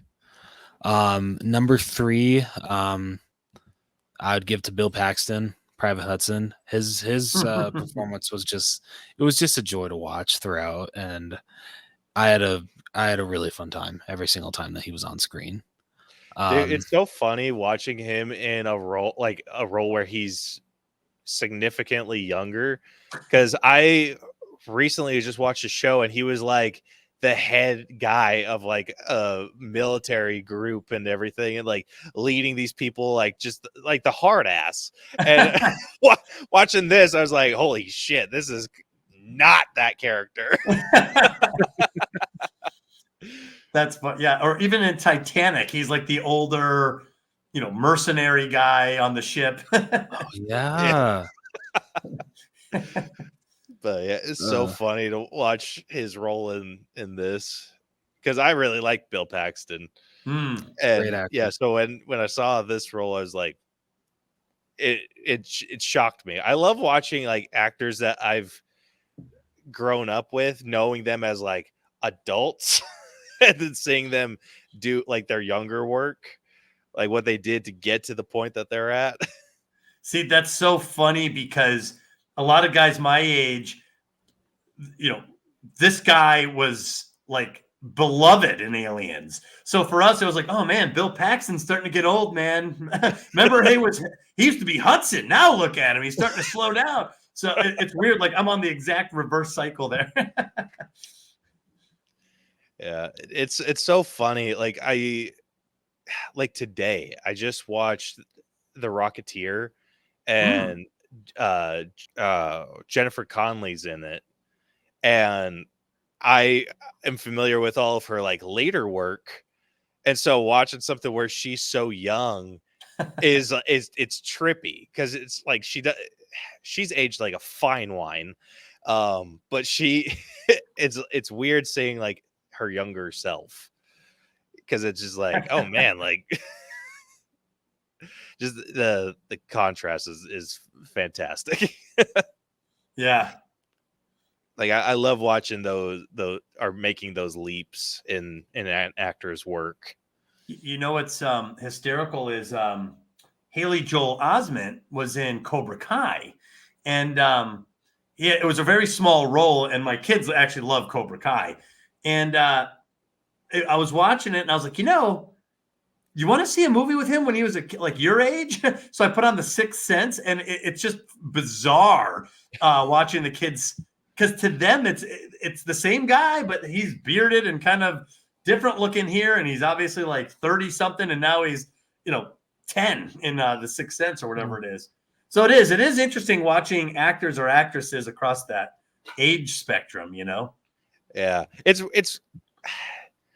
odd. It's like once you first get introduced to an actor, it's like that's where they live in your brain. They imprint on you. Yeah, like I feel like I view, like we talked about a little earlier, like with my dad watching the Dukes of Hazzard. I always like the way that the Dukes are stuck in my mind is how they were in the show, and so when I see them older, I'm just like, goodness. Like, yeah. But in my mind, they're like permanently in their like mid-20s, early 30s. Yeah, man. The Daisy Dukes. I just saw something on her. Apparently, she looks pretty good still. Yeah, I don't know though. What's that? She looks fantastic. Oh man, I still think so, but I also had a major childhood crush on her. So I think every guy in the world did, man. I never watched Dukes of Hazzard as a kid, so I did not. Sorry. Yeah, Daisy Duke. She had those short jeans on. Every guy was just enamored with her. Mm-hmm. Yeah, my top two, I think we're all in agreement. My number two is also Carrie Henn. Loved her, and Mhm. like you guys pretty much covered everything that I would have to say. My number three, though, I'm giving to Lance Henriksen That's a good as call. Bishop. I loved his character. He was so good at just kind of being like someone you were wary of, and you felt like you needed to. And this may have everything to do with how Ash was, but it's just he kind of had like the same intrigue in the face huggers and the xenomorphs and everything that Ash did, but he obviously didn't take it as far. He was And like detached though, still, like, you know. yeah, so when he was the one that made the final, like the big save of Newt, like I was like, yes, like cheering, Yes. like yes, like this is the shit. I actually love that scene because it's edited so quickly and there's all facial expression. I love it. It's so exciting to see him come back and save them. Yeah. All right, where are you guys sitting with your acting scores? I was at 88. 88. And I'm gonna match Douglas on that 88. I might be a hair lower, and it's just because of I feel like there was a little bit of overacting going on, especially when they're right? no, not necessarily because of Vasquez. I'm totally kidding. It was because she was. I mean, she was part of it, and I wish that I would have gone into the movie thinking that she was Hispanic, honestly, because I think that it's because that reel was so fresh in my mind. I was like looking for it, and That does suck. yeah, so I wish that I could have watched it and then seen that just to see how I would have compared. But I mean, I try to set that aside, but obviously, Well, but it's still a valid aspect of your judgment. I mean, it's Definitely. when you pointed out like just tell me where they are. Like, I've grown to love all these things, but I could totally see how, that wouldn't hold up from a first impression or from someone watching it for the first time. Maybe that's not such a great line. So I totally get it. Yeah. I think I'm closer to like 86 in terms of acting. Like, yeah, totally fair. 99% of that 86 is going to Sigourney Weaver. Like, I love her. Yeah. I already loved her. This just made me love her again. I mean, this is she's in so many great movies and she's got so many great roles. I even liked her in Avatar. Like I loved her in Galaxy Quest. Like, there's so many things I like, but I think she's at the top of my list of favorite heroines from this movie. I don't know of any heroines that are more badass than her, the way she was in this one. Like, time and time again, she just comes through and delivers it convincingly, Yeah. Oh. Rightfully so, dude. All right, next up we got character development. This isn't this is the one that we usually do. If it's not like the only one that we do logic for is like horror based. Like, okay. just strictly horror. Okay. I was going to say earlier then for writing that one of the things I appreciated was the logic. Sometimes in movies characters behave, and you pointed out even in Alien in a couple cases where characters did things that you're like, what are you doing? what are you thinking? I didn't get too much of that from Aliens. I felt that there was serious, like right away they came to the conclusion we should nuke this place. I was like, good.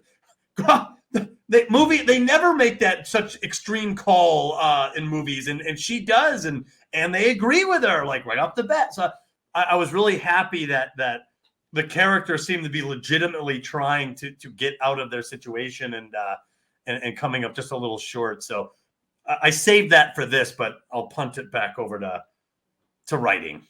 Yeah.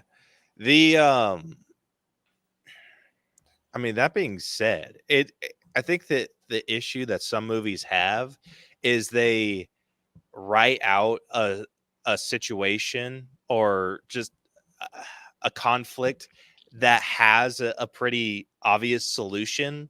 Yeah. And then it's like, okay, we need to make sure that they don't get to this conclusion. And so I they hate do that. things against their own self-interest. Here, there was an obvious solution. It was just getting that solution in place because they had so much they had to do. Like they had to like either wait out until they were rescued or they had to find a way to get on the ship. And it's just like thing after thing just kind of kept getting in their way and made it almost impossible for them to like accomplish this task, which is exactly what you want out of this. It's just, you don't want it to have an obvious solution and you want it to be difficult to pull it off. That's where all the action comes in. Man, perfectly said. I agree. There's nothing more frustrating than having an obvious solution that the characters either bungle around or avoid completely. And you're like, dude, nobody would avoid at least raising this possibility of this other option. So yeah, anyway, perfectly said. I agree. I don't like, I'm very much like, I really appreciate writers that the characters say exactly what you want them to say and then either fail or it doesn't work. And you're like, oh shit, well now what? That you're off balance as a viewer, of a movie. And those make for great films. Yeah. And it's just, it shows off like getting into character development, just the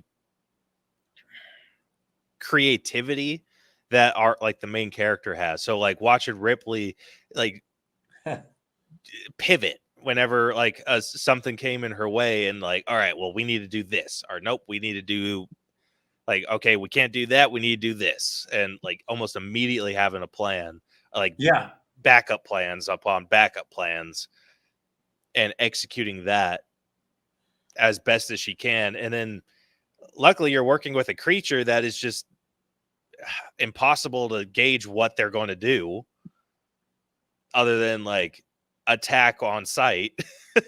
Yeah. So it's just like, okay, maybe this is getting a little too easy for them. Boom. Here's a creature that came out of nowhere, which is totally within the logic of the story you're telling.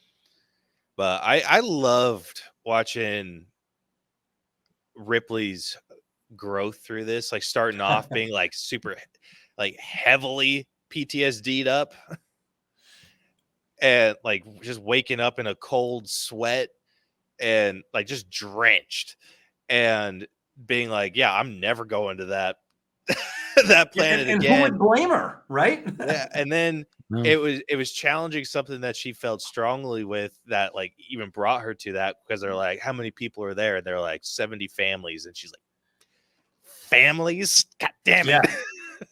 Yeah, that's a great point. Actually, that's a great point. Yeah, that was the new piece of information that she couldn't quite shake after she said no, to switch over to a yes, I'll go. Yeah. They didn't establish, like, Ripley wasn't a mother. And like, so did they establish any of that? Or not in the theatrical cut that you watched? In the extended cut, there's a scene after she meets Burke, and remember she's in that boardroom where she's like, all this stuff that you guys think is important, you can kiss it all goodbye. And they're all those corporate people who are like really nauseating. Right before that scene, she's in a like park bench, like room on the space station. It's like artificial park. And Burke comes in and he's like, hey, let's get ready to talk about your deposition. And she's like, did you tell me about my daughter? Did you find out anything about my daughter?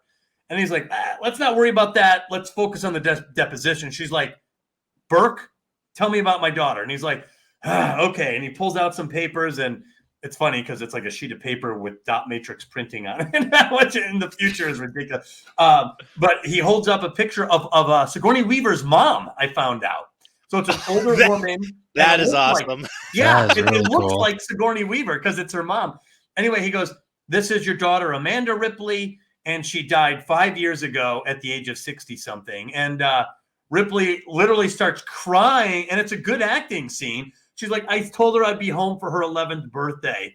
And she's like in tears about it. So they do set up that she had lost a daughter because she aged out when she was lost in space.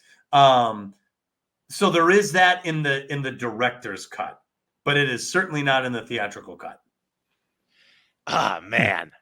That would have added so much to her decision to go. Yeah, Seriously. I actually really like that scene. I was talking to somebody semi-recently who hated that scene. He was so upset about that in the director's cut, and I kept thinking, I don't know. I think that really contextualized her maternal instinct, which is clearly in play by the end. But it is in there. If you ever get a chance, you should check out the director's cut. There's some cool stuff in the director's cut. There's a scene when they're barricaded in the thing, and they have these giant sentry guns that are motion censored. So if anything moves, it just and they set them up down these two corridors, and the aliens come down these corridors, and these sentry guns are just like shooting everything until they run out. Anyway, there's some cool stuff in the director's cut, just for what it's worth. Ooh. I am pumped. My wife wants to do a chronological viewing of all the Aliens and Predators movies. And so, when we come back around to watching Aliens, I think I'll try and find the director's cut, because that sounds sick. Because I would have been so down for that, because not knowing that, it did feel like that maternal instinct kind of came out of nowhere, and then that's what made me think, like, oh, does she have a kid, or did she, or like what happened with that? Like, it brought up those questions. Perfectly valid questions. It's funny because I had the exact. I'm like, man, it seems like she must have had a daughter, right? So it took like 20 something years before the director's cut came out. So when I finally clicked play on the director's cut, I was like, I felt so vindicated, because I was like, I knew it. I knew there was something going on there. Yeah. But yeah, seeing like the way that she dealt with that, and seeing like how no one really took her seriously, like even during the briefing with the Marines, like no one was taking her seriously. She's just the crazy alien lady. And then it's like, and then when shit hit the fan, they like immediately look at her like, what do we do? And she rises to the moment. She's like, this is what we're gonna do. Yeah. Like she had to, because like that lieutenant was worthless as balls. Like, totally. Like he's just like all shoulders. I'm like, dude, like, can you freaking pick it up? Yeah. And yeah, he aggravated me. And and I love that, like they freaking like did a bait and switch with like who was it? Like, was it the lieutenant, the one that was like talking to her initially? Like him and Burke. Oh yeah, when they're trying to recruit her to come on the mission. Yeah, that was him, right? That was Lieutenant Gorman. So, yeah, like, and he seemed like he was so like capable. Yeah, totally. And then it just like he freaking panicked under pressure, and then gets his ass knocked out, and then they're just like, I love that, like it showed that Burke was already a little on the shady side when he's like, well, listen, like no one would approve that. And she's like, this is a military operation. The military is in charge of it. Like, she's so quick. I think that's what I loved about her. Like, she's just called people out on their bullshit. And I'm like, yes. Yeah, I like that scene too, because it's funny. All the Marines are looking at her and listening like, oh shit. And even when she's like, Hicks has authority here. Hicks is like, yeah, whoops. I guess so. Like, he doesn't even want this role, you know? Very good stuff. Yeah. And then it was nice that he just kind of like shifted all authority over to her, because he's like, I don't want any of this. Yeah, she's making calls, and he basically is like, approved. We're gonna nuke this place. Yeah, and I don't blame any of them for like being completely on the the nuking train, like especially being like out in the middle of the shit. Like the decision that leadership makes versus the decisions that the grunts would make, the On ones the ground, actually, the ones actually doing the work are so wildly different. And it was cool to see that was the case here as well. Like they really Burt comes in, captured he's that like, well. we don't want to nuke it because it's very expensive equipment. People are like, nobody here cares about that. Dude, like the freaking corporate people have no sense of self-preservation. Yeah, there's no primal instinct. Yeah, it's like, what good's that? Like all that extra money going to do you when you're dead, you idiot? Totally, 100%. But yeah, this was a really cool like transition of Ripley becoming like just a PTSD driven like officer to just the ultimate badass. Yeah, Like taking on the alien queen like in a freaking mano-a-mano. I mean, she's taking on like the alien civilization by herself. Like, just goes in, man. No one helped her. No one came with her. And like I said, I remember the first time I saw it, I just really felt worried. I was like, this chick's nuts. Like, I don't know if, as a guy, sometimes you're like, I could see myself doing that. I was like, I don't know if I would want to go in there. I don't know if I could summon the courage to load up, to gear up, and then go in there by myself into the hive without anyone else to try to find Newt. Like, it was a pretty bold call, and they didn't make it easy for her either. She ran into all sorts of trouble in there and barely made it out. And even then, Bishop was gone, and she thought they left her behind. Like, and then even after she gets back, the alien queen comes back. Like, she's never let off the hook until the very, very end. They did so good at just like keeping that tension so high and like giving you a moment to breathe when they land, and then you just freaking impale Bishop and you're like, oh no. It's funny. I remember as a kid watching it. Remember when Bishop goes to finally leave, the landing gear gets caught for a second, and then he's struggling. And I remember I was like, as a kid, I was like, the alien's going to jump on your ship. And then he makes it up. There's the nuclear explosion and he gets back and the music is like soothing. And I remember I was like, oh, I guess the alien didn't get on the ship. Thank God. And then the acid starts to drip. And I was like, you better not. I was like, oh no, the queen did get on. So I was like, man, this movie just doesn't give me anything that I want. Like it's on my shoulders all the time. Yeah, I think it just adds like to the tensions of the stakes too, because it's just like literally anything can happen with these damn aliens because they just pop up where they are not wanted. Yeah, that's true. Yeah. That is absolutely true. Yeah, but I loved Ripley's arc. Like they start her off at like a low point, like just kind of working as a factory work or warehouse blue worker. collar.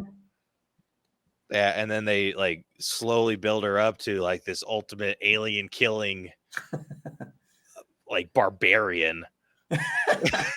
And honestly, none of it felt sensationalized. It all felt like she put together what she had. There's the loader. That's the best she could do. Like, it all seemed like very practical solutions at the through each stage. So I never felt that she got overly sensational. Like, she's not delivering roundhouse kicks to these things, or she's not acting like beyond her station. It was all very much in line with her abilities, and like you said, that in the end, it's this epic accomplishment or series of accomplishments in defending as many people as she could while getting the hell out of there. Yeah. And I loved how she was like, this kind of ties into like her maternal instincts with Newt, but how quick she was to defend like Nuke and her ideas when she was kind of being put down.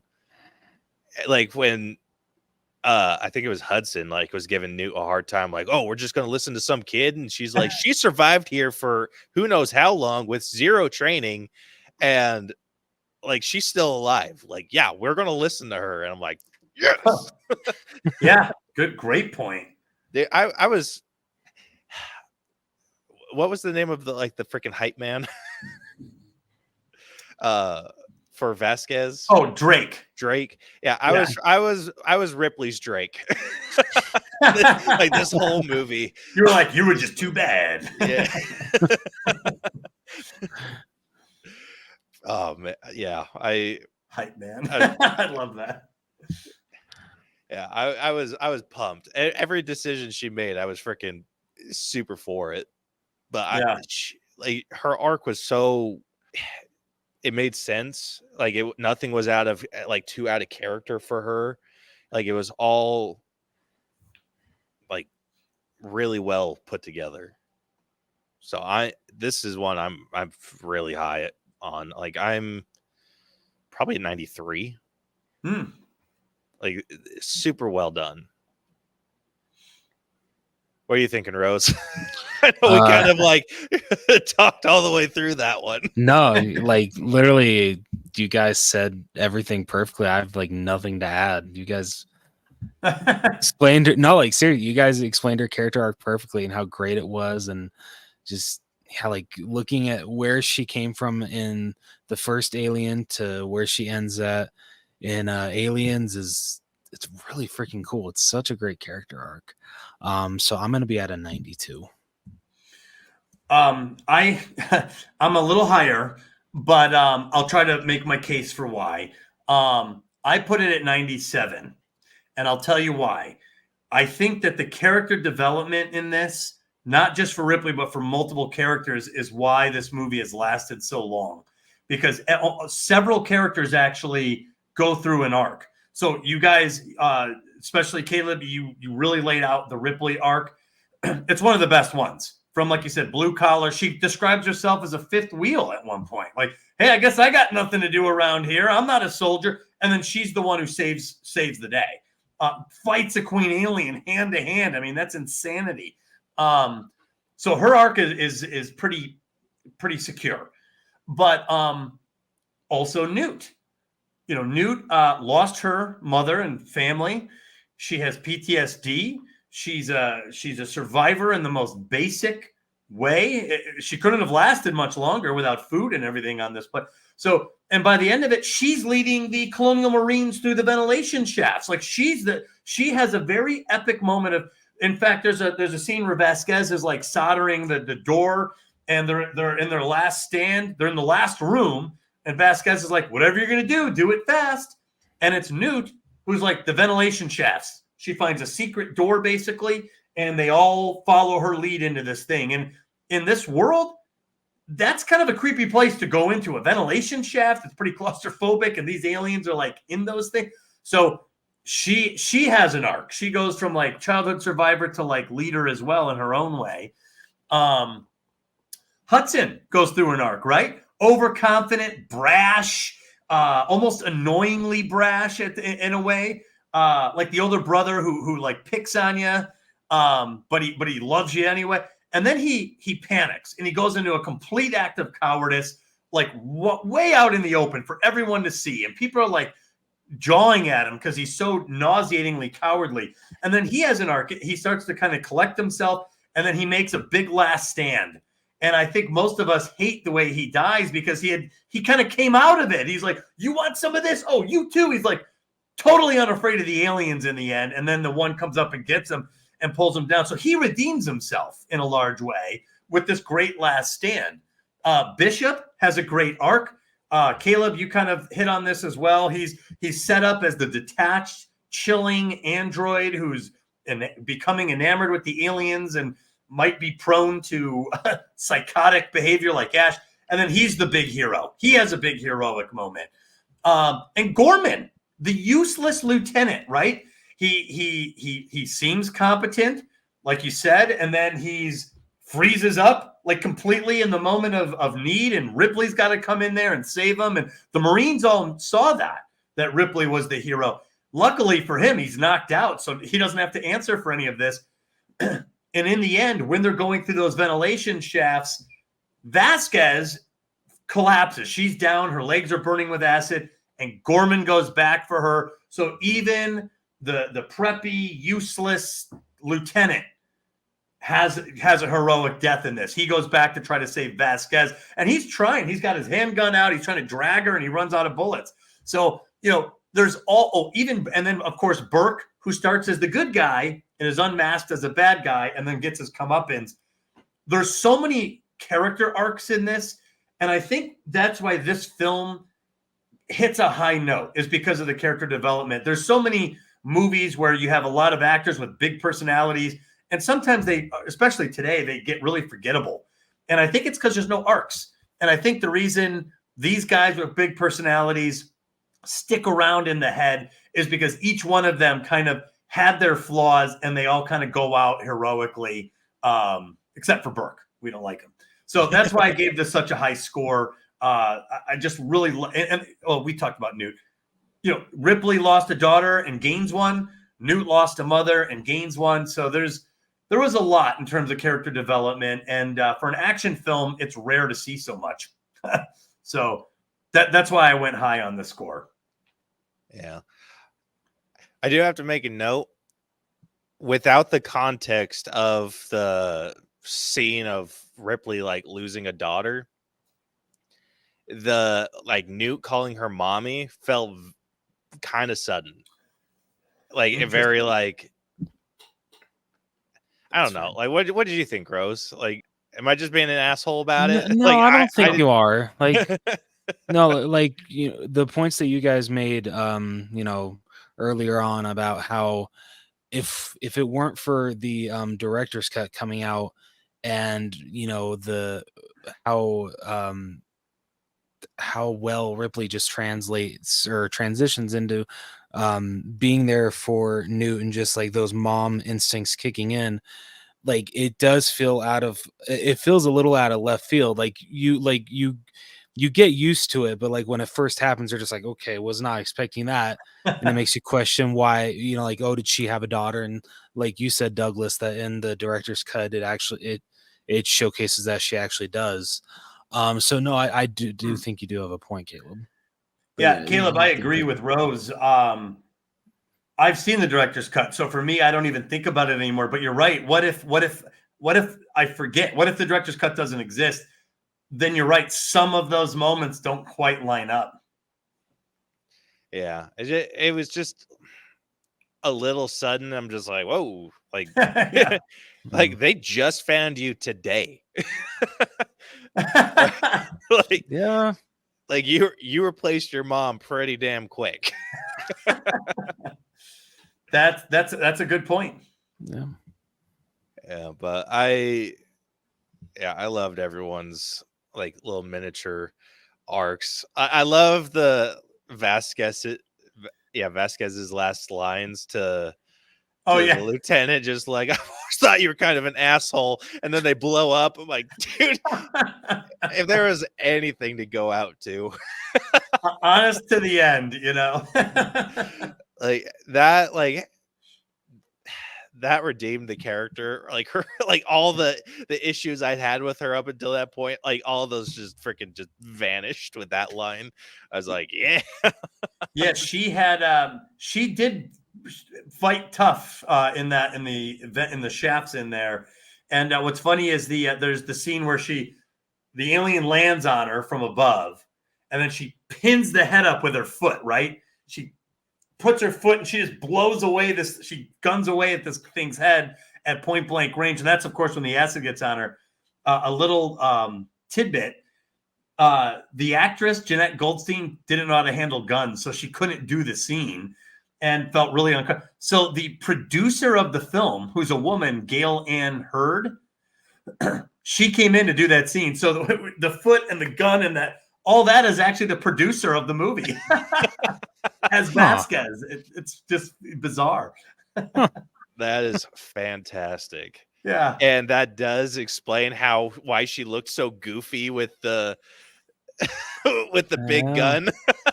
Yeah. Apparently those things were really heavy. I couldn't put my finger on it. Like when I saw her moving, and then Drake was kind of doing the same, like kind of mimicking her. I was like, okay, maybe I'm just weird.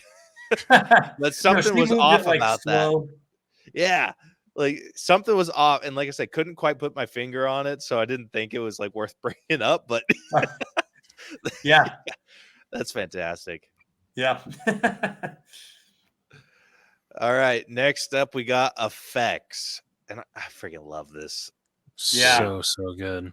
You cannot beat practical effects. And if there's anything that, like, I have a pretty love-hate relationship with James Cameron. I think a lot of, yep, good point.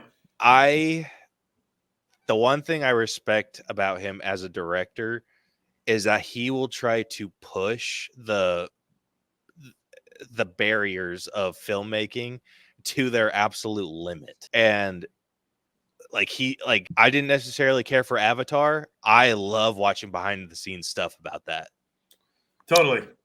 Did you so have you only seen the first Avatar? Did you see the second one? I have not watched that one yet. So dude, I was the same as you. It took me so long to watch Avatar, and when I finally did, I'm just like, it was okay. Like the story wasn't that great. Like the effects were amazing, but just the story wasn't there. After watching The Way of Water, I am super stoked for the third one. Like the second one made me an Avatar fan. Oh wow. Yeah. Very cool. Yeah. Yeah, Avatar, the first one, what really made it special was the 3D. You know, I remember when I went to see it, I couldn't wait to see it again. It wasn't because of the story. It's because it was so immersive and so convincing of a 3D effect. I had never really had a 3D effect like that in a film. And this was like neon world in an alien world with neon colors, all in 3D. So I think Avatar got a big boost, but that supports, I think, both of your cases.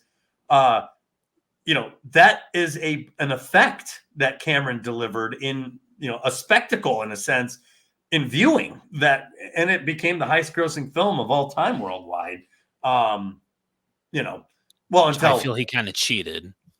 Kind of, right. It was the effect that drove everyone crazy in a positive way, but the film itself is definitely flawed. I just hate that after Endgame came out and beat Avatar, James Cameron had to come out and say, "Okay, no, let's re-release Avatar just so I can get back to number one." Like, come on, man. Yeah, that's becoming it's becoming more of a trend too, to re-release movies and try to bump up the list. Yeah, it's true. Yeah, I think that's where all my bitterness comes from, is that freaking stunt. Same here. But I mean, in his defense, though, like Marvel was trying the same thing with like an unfinished scene. Like that was kind of true. So, like I said, kind of a love-hate. But for what he's done in terms of development on like special effects is like, I cannot say enough good about that.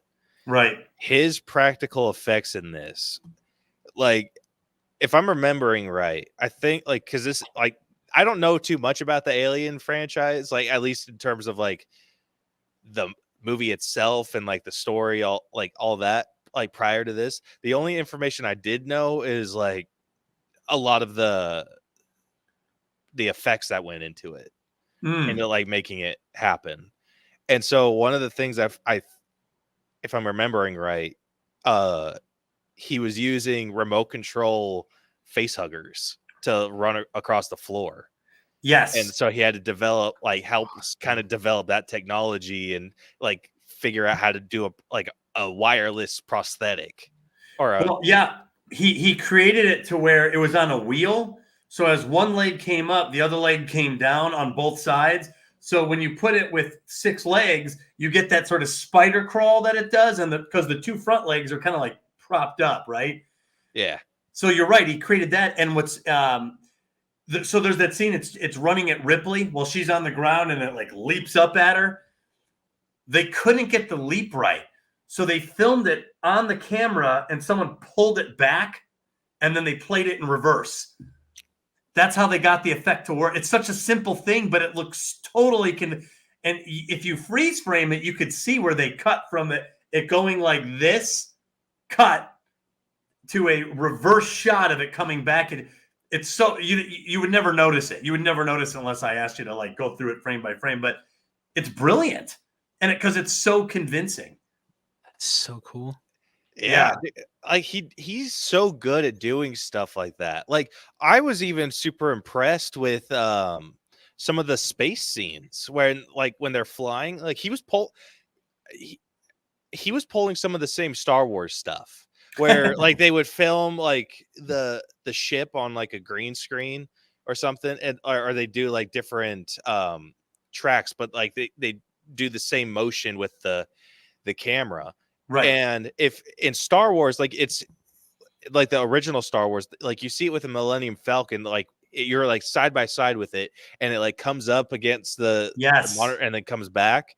Yep. I this is just gonna be my excuse to watch Star Wars again. But if I'm remembering those scenes right, it's like almost done in like a flat plane. So he like you don't see like kind of like a curvature like or any panning. And so when he was doing the scenes where it's like straight on shot of the ship, and then you see like you're panning upward, and like the you could tell like the background was like a matte painting, because like that's how they used to do a lot of those like cool like super big shots. And so like you could tell the background was a matte painting, but they were like moving it in like a 3-dimensional space. So I'd be really curious to see how that matte painting looks if they did paint like a almost like a half dome or something like that, just to like be able to pull that effect off, because it looked so good. Yeah, I think they did use matte. I know they use matte painting, so you're probably right on the money. Yeah, I loved that stuff. And like, I mean, in terms of CGI, maybe like that stuff hasn't aged the best, but has not like I give such bonus points for practical. Yes. And then what he was able to do with the alien and the alien queen. Oh my gosh. Like there was never a point other than maybe when she's like falling out into space. Oh yeah. That's stop motion. Yeah. Like other than that, I couldn't pick out like whether it was a stop motion or practical. So like, yeah, they did so good. So the loader, there's a bodybuilder inside the loader behind Ripley. So there's a bodybuilder moving it around, and she's just sitting on top of this guy, basically moving it all around. And there were hydraulics and there were string. But you're right, when you watch the film, it's a pretty damn convincing combat sequence between a human in a hydraulic loader against this gigantic queen alien. And what a scene, what a climax, you know? Yeah, it was so good. And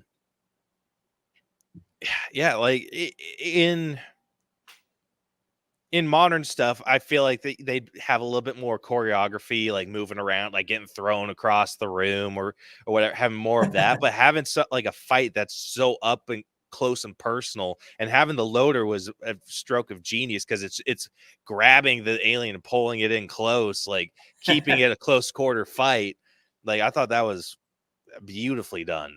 And then when I was man, I want to do so much like such a deep dive into this movie. I want to know how they shot the scene of her falling into the pit, because that looked real. I was like, holy shit. I think that was miniatures, if memory serves. Okay. That it was a miniature of her in the loader falling down into the into that like air. It was like a pit, but it was the final doors for the air lock.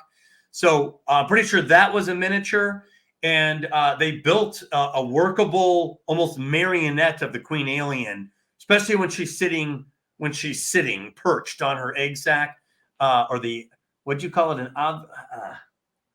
Yeah, you said the right word for it. I'm not remembering it now.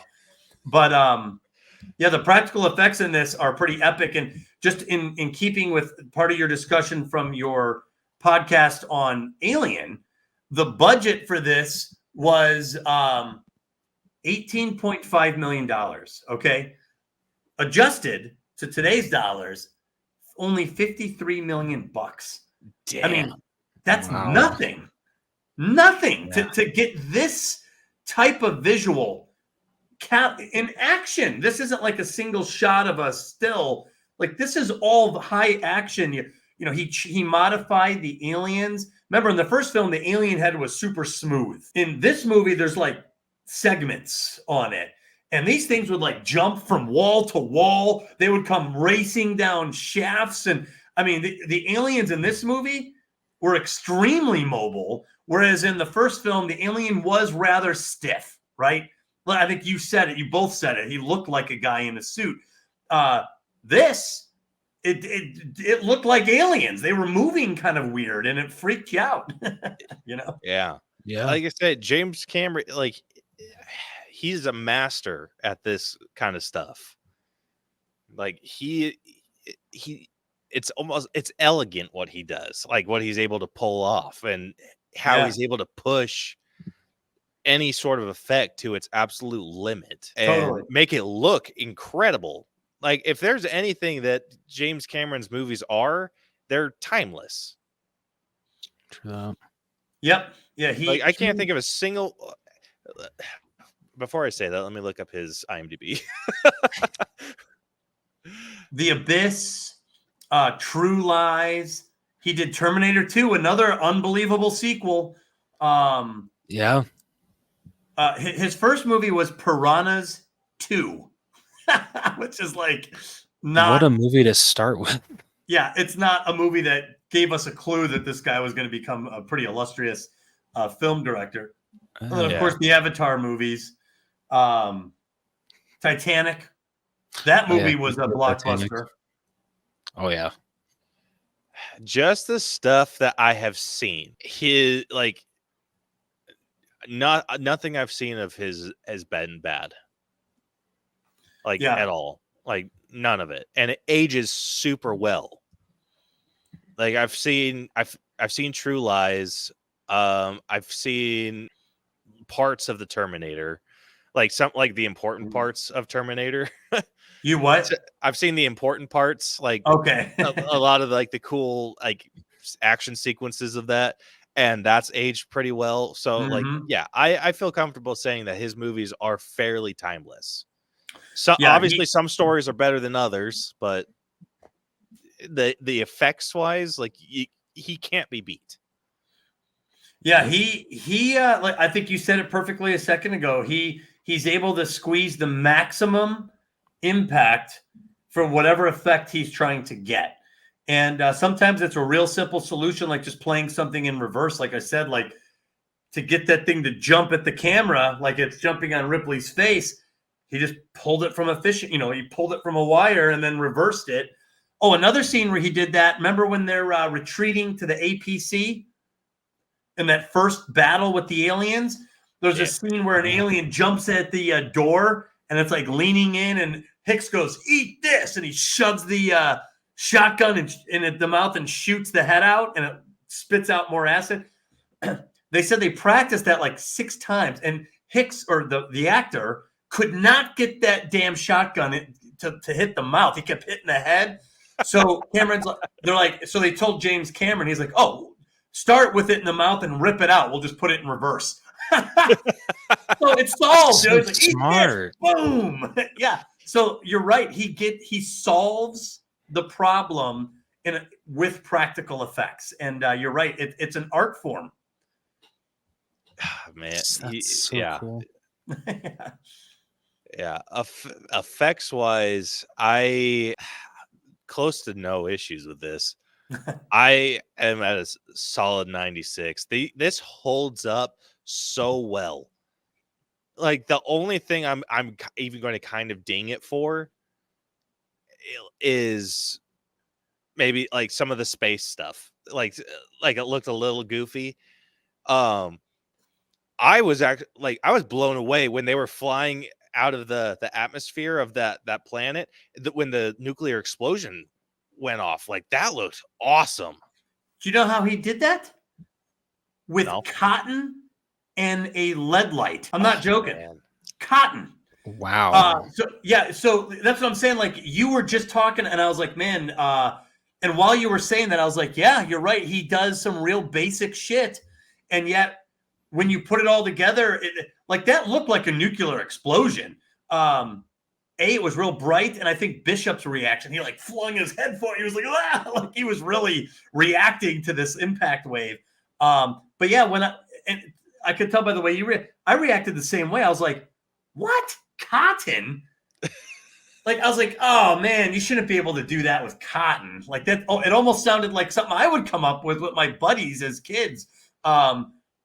He's like, that's going to work. So how much did that cost? Probably not a lot. And you would never know. It looks like a mushroom cloud on a distant world. You know? I know. I mean, in 1986, you could accomplish that with a freaking desk lamp. A desk lamp and a dollar pillow. Totally. Yeah. That is nuts. Yeah. With the budget he had, it's actually a miracle that this film looks the way it does. I see movies today that have like the $200 million budget and they're not even convincing. I know. And like, especially like the older one, or older being like within like the 20, I'd say between like 2005 and maybe 2012. Yeah. Like between that time period, like there's some movies that just have not aged well. Totally. True. And this one came out damn near 40 years ago. God, and it's still like was blowing my mind. Yeah. And the 4K anytime restoration actually helped it, I think. Anytime I hear about like people doing practical effects, like I feel like the budget's usually lower. I think so too. Why don't they do more of them? I know, like seriously, maybe because it takes longer to, because it takes longer to do, but like who cares if you're, I don't know, I don't know how Hollywood works anymore. They just want products now. I'm like, no, like give us a good product, something that's going to blow us away. Well, I think practical effects have a degree of craftsmanship to it. And if you don't want to hire those guys, then you're stuck with computer animators. And quite honestly, part of the problem with, artificial looking movies today is the over-reliance on CGI. And it's not always that convincing. Marvel seemed for a while to have cracked it, with tons of CGI and all of it mashed together and looking super convincing. But then it's like they regressed. And I've seen some Marvel stuff now where I'm like, this is the same company? This is the same studio? It looks like they've lost their ability to make it convincing sometimes. Yep. Yeah. Yeah. I very, very strong 96. Like I can't freaking ogle at the effects enough. Like I could go on for days, and there's going to be a whole freaking like amount of research and YouTube videos that I'm going to watch just to learn how they did some of the special effects. Cause I love hearing the problem solving that goes into that. Caleb, most of these books right here, this row, it's the making of movies. And so like you, I love hearing a good story on how an effect was created, especially when it's so creative and resourceful, and unexpected, like the cotton and the light bulb for the nuclear. Like when you read that, you're like, oh my God, like that scene, and then when I watch the movie, I look at it, I'm like, I still don't see cotton in a bulb. I see a nuclear explode. Like I know what they did, and I'm still able to see what they wanted me to see. Yeah. A YouTube channel that I cannot recommend enough, and I've brought it up on like a bunch of other episodes that are pretty special effect heavy. Yeah. Visual effects artists react on YouTube. It's the Corridor channel, but they are a kind of a small team of independent filmmakers out of California, and they will sit and like break down how movies are or how special effects are done. I just pulled it up on another tab. I'm going to subscribe, and I could already tell just by looking at these thumbnails. The one that they did for The Flash is a really fun time. Really? But yeah, that's a really good one to watch. The recent Flash? Yeah. Oh, wow. Yeah, they they kind of roast that movie. It kind of Like, the effects kind of deserve it. Yeah, but like what I love about their channel is they've done like multiple aspects too. Like they have animators come in, they have stunt people come in, like all kind of different people they've gotten to come in and like discuss visual effects and like how they pull certain things off in movies to make it look convincing. Wow. Yeah, I'm going to be watching their videos from here on out. I love that stuff. And it's also fun to hear other people react, like you said, or talk about it or think about it. And, I know what I think. So it's really fun to hear what other people think. And I bet I would love that channel. Yeah. You'll have to let me know what you think because I love them. 100%. It'd probably them. be a very glowing review. Yeah. And then what were you sitting at with your effects score? Or did you say? Yeah. Okay, you guys are going to hate me because it sounds like I just give out high scores for everything, but it's only because of this movie. I really do not give out a lot of high scores otherwise, but I gave it 100 because I don't know what else he could have done given the budget and the time and the level of technology available.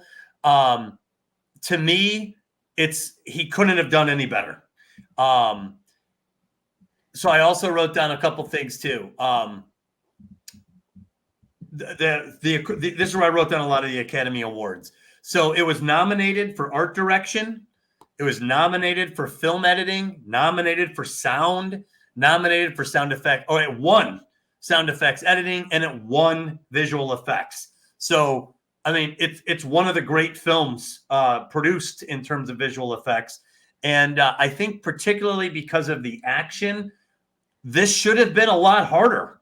It should have been harder to mix xenomorphs in with live actors. It should have been hard to create environments that looked authentic, like a distant colony, and then a distant colony taken over by an alien hive.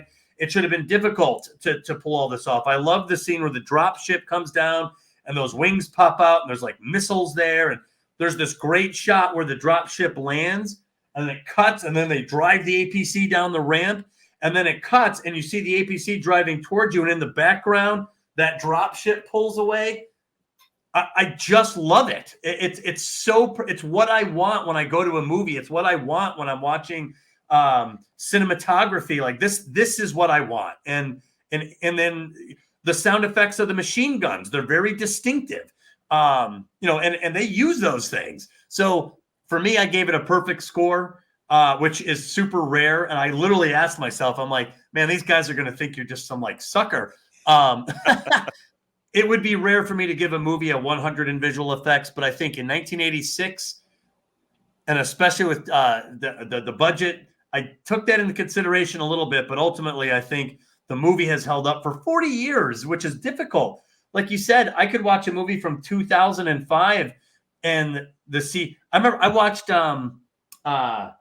Independence Day recently, and there's a few effects in there that do not hold up, and I was surprised because I love that movie.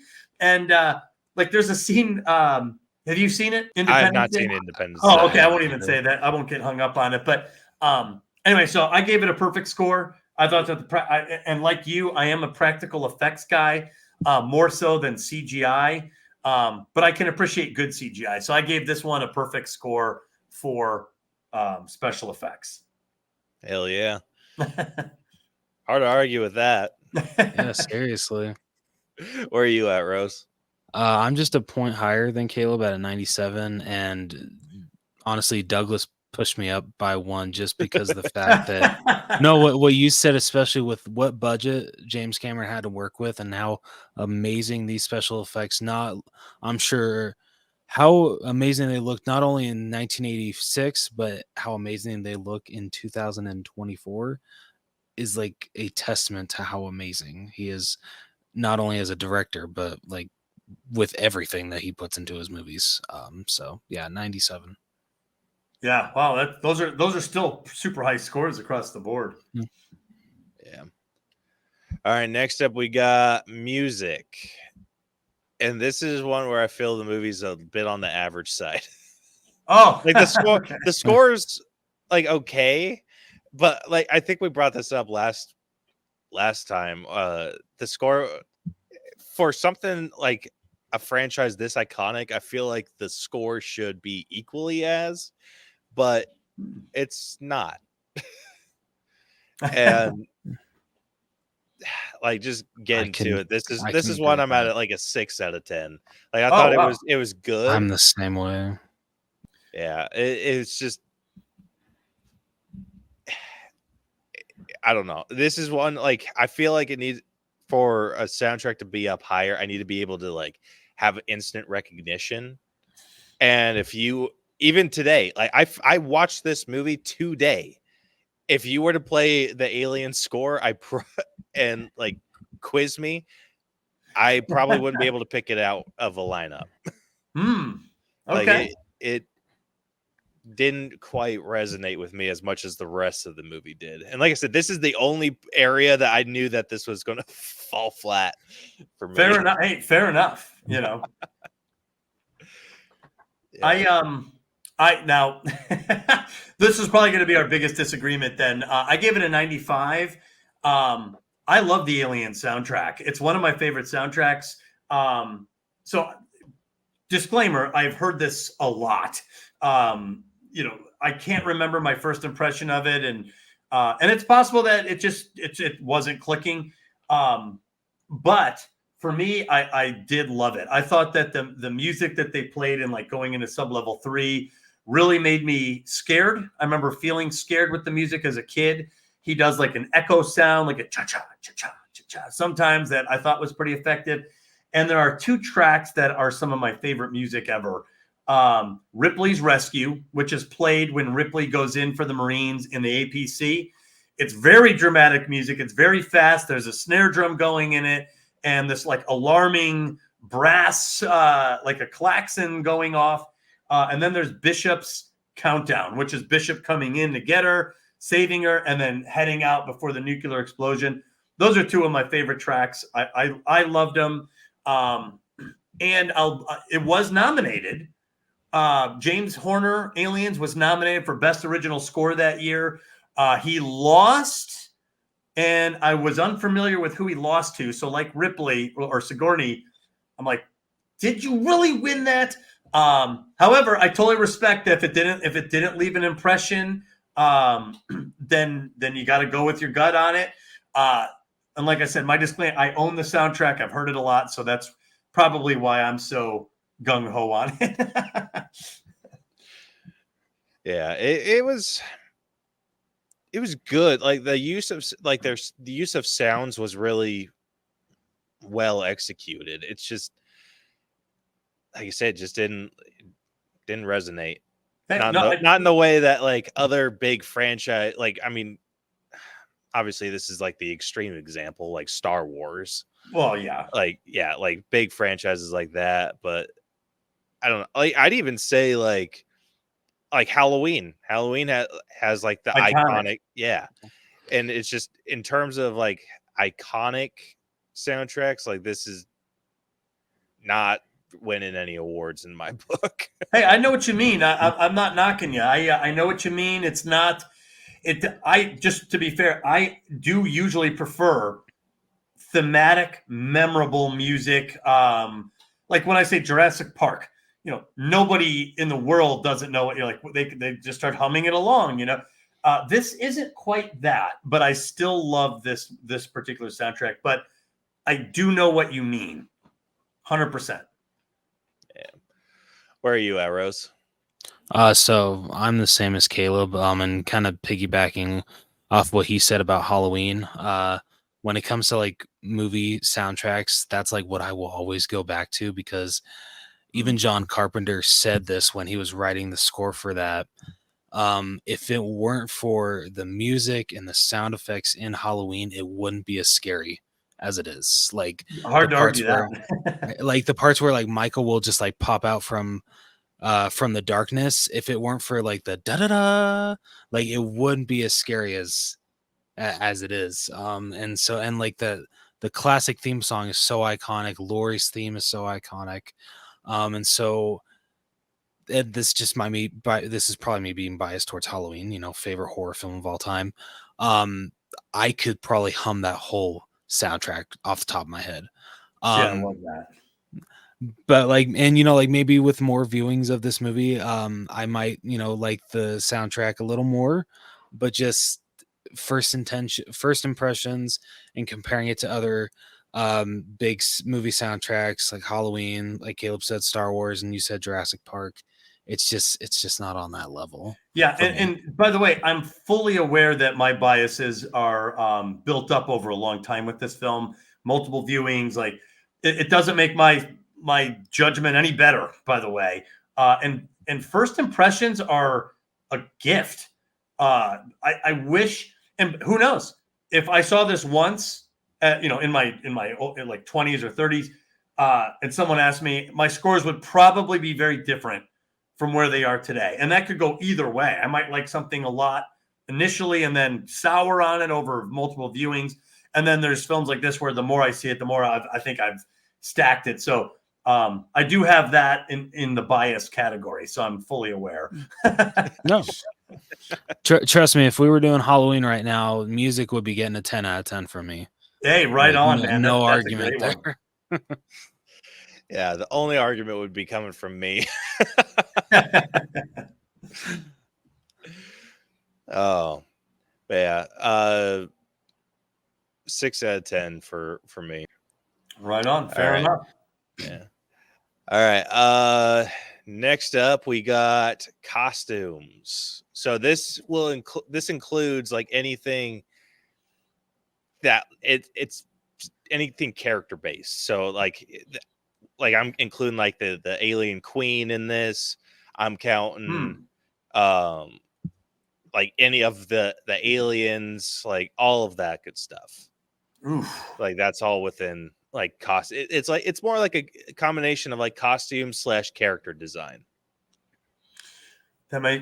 This was my one low score. I was so excited to tell you I had a low score. But that makes me rethink it a little.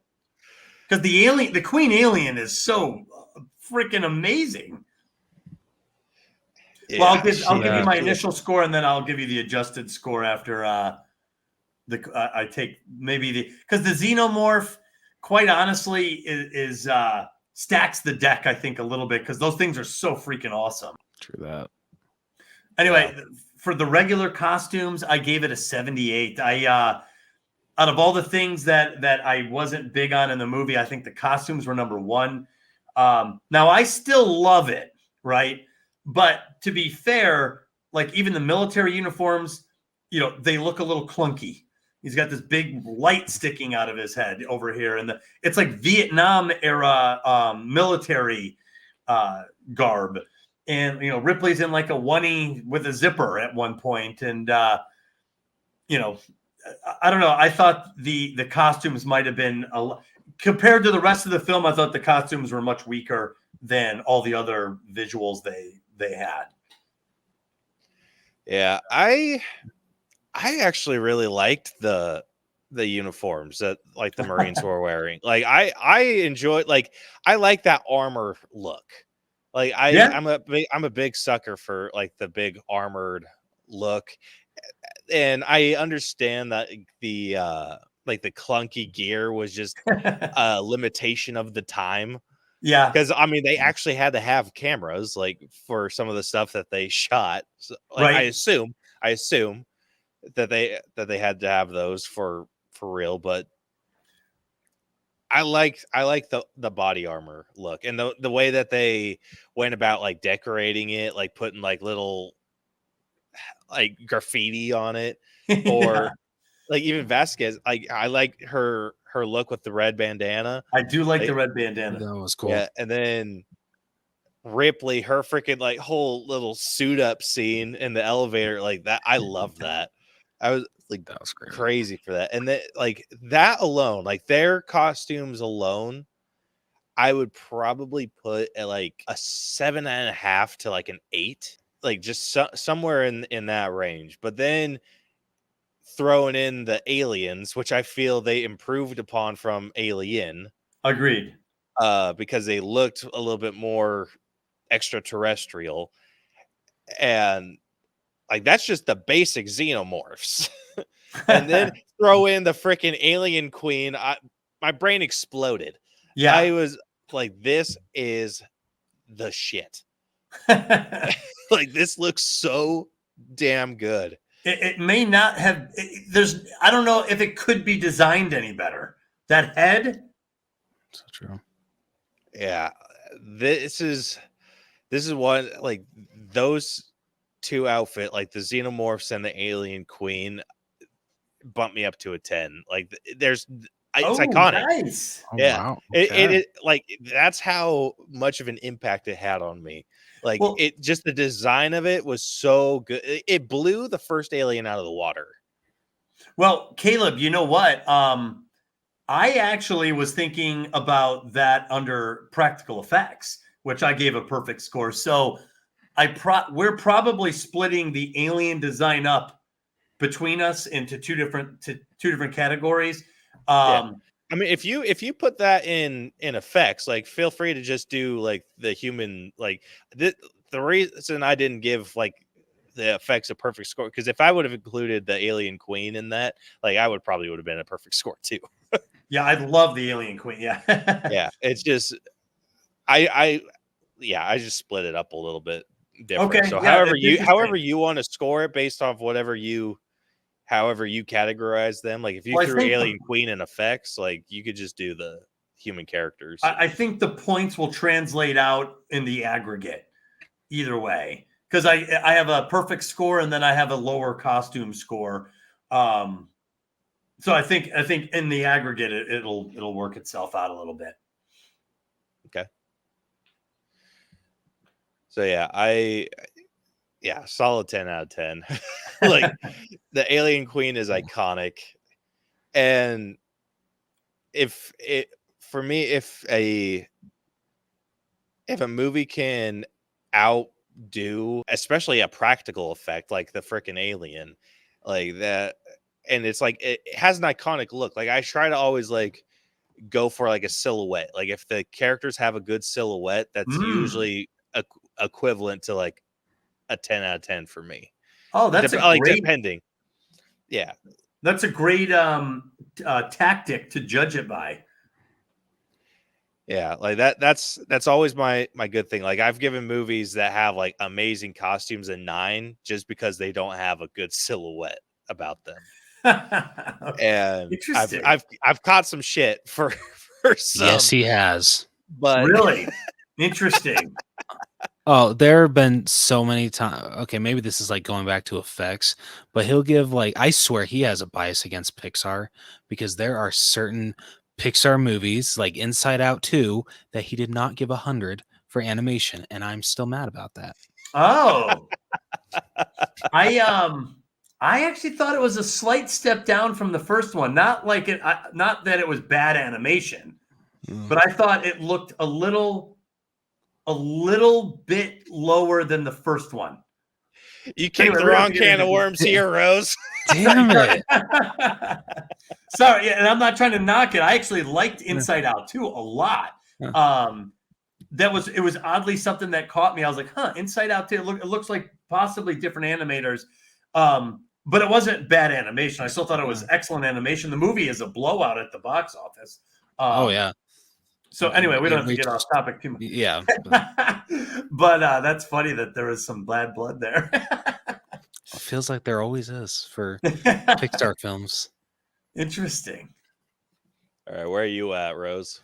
So I am a little lower than you guys. I'm personally at an 8 for costumes. Like, I was not the biggest fan of the military uniforms. I thought they were just all right, because like you guys pointed out, like, it definitely shows with the times, and for that, it just kind of knocked me down.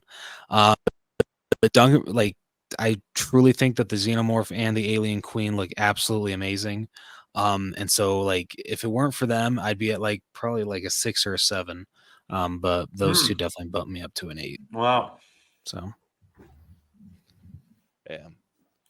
All right. Last up, we got our own personal scores. So let's hear from you first, Douglas. Well, I gave it a perfect score only from my personal thing. This is the biased Doug score because it's one of my all-time favorite movies. So it's in my top 3, up there with Empire Strikes Back, and I'm actually a big fan of the movie Amadeus. These are some of my favorite films of all time. So I have to give one of my favorite films a perfect score. Hell yeah. really fair. Yeah. No shade there. Like this is what the personal score is for. Okay, yeah, that's what I thought. So I thought I'd be forgiven. Yeah. All right. What about you, Rose? So me, like this is one of the best sequels I've honestly ever seen, comparing it to the first one. It improved on everything that I enjoyed from the first, and then literally took out everything that I did not like about the first, which, you know what, I appreciate in a sequel. It's a really good continuation from the first one. It's a blast to watch from start to finish. And yeah, so personally, I'm going to be at an 88. Yeah, I was actually just a point higher than you. I'm at an 89. Yeah, I really enjoyed this movie. It's so good. It's kind of everything that you want in a movie like this.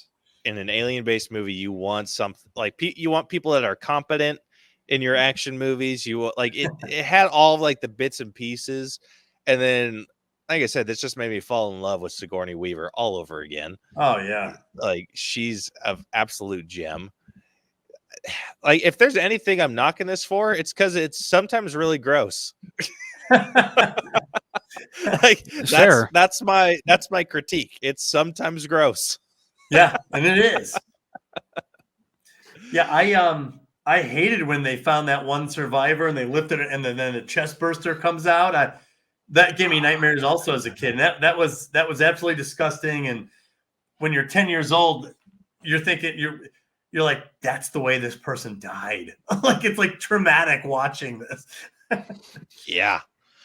Oh man.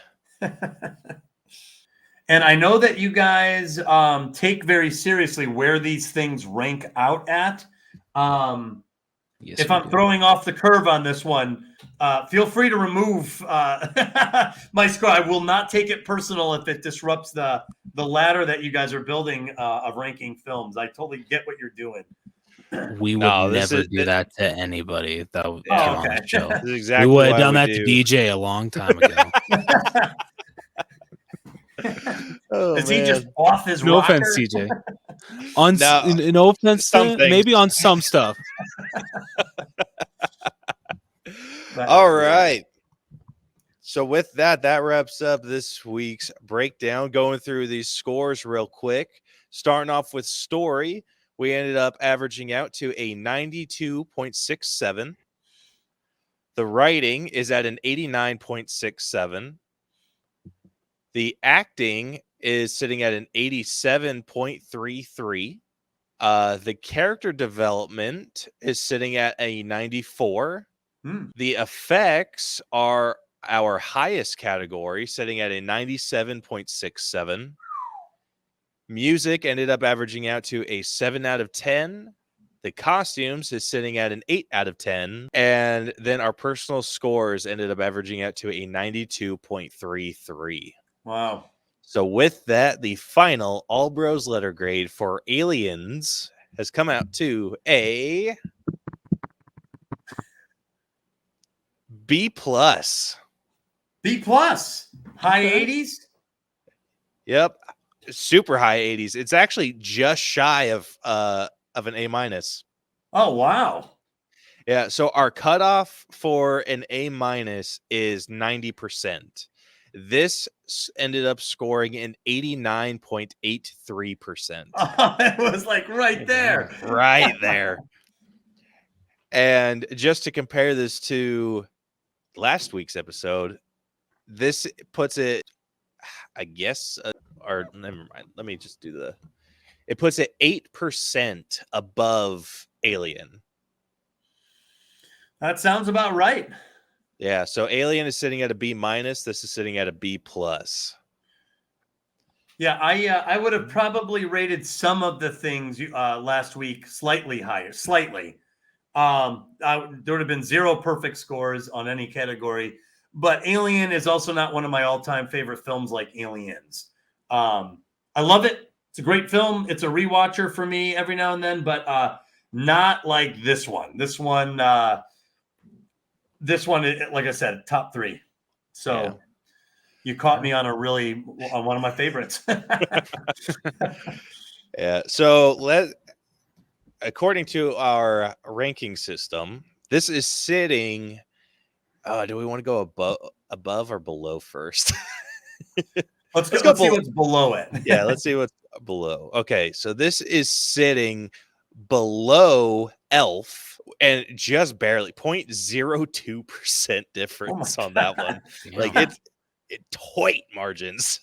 It is also sitting below Ghostbusters Frozen Empire. Oh, wow.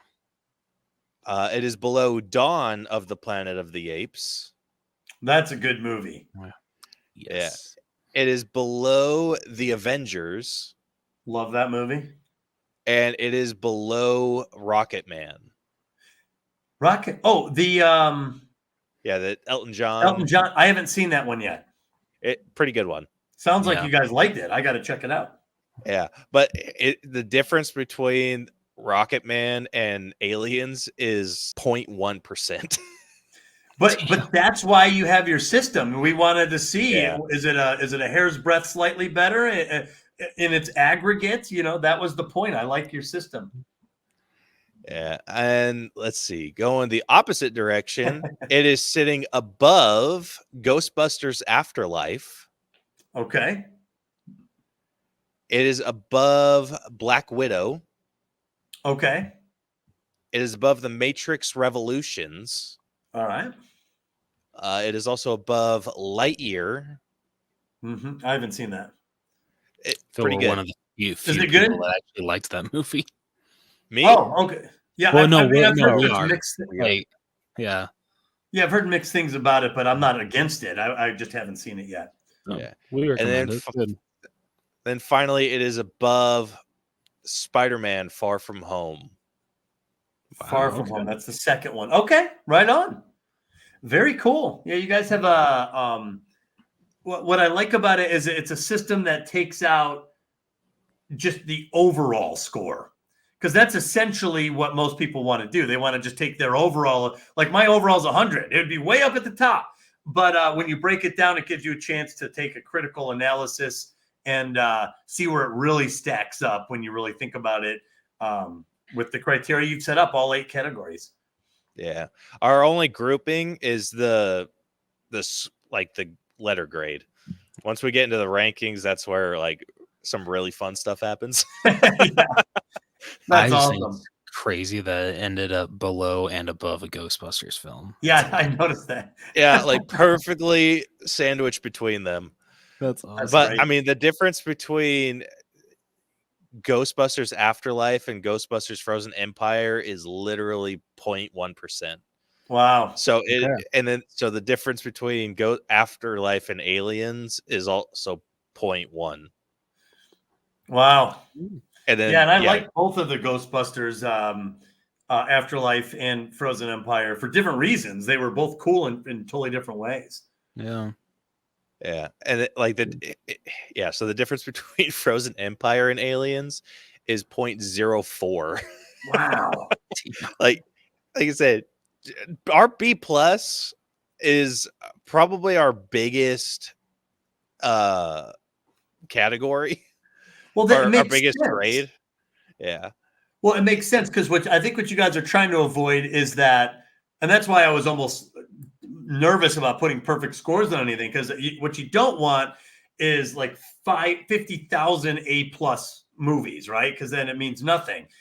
So B+ is actually a super high score because rarely does a movie deserve a perfect score in any one category. It would have to really stand out, and so I think B+ is where a lot of your great movies would stack up.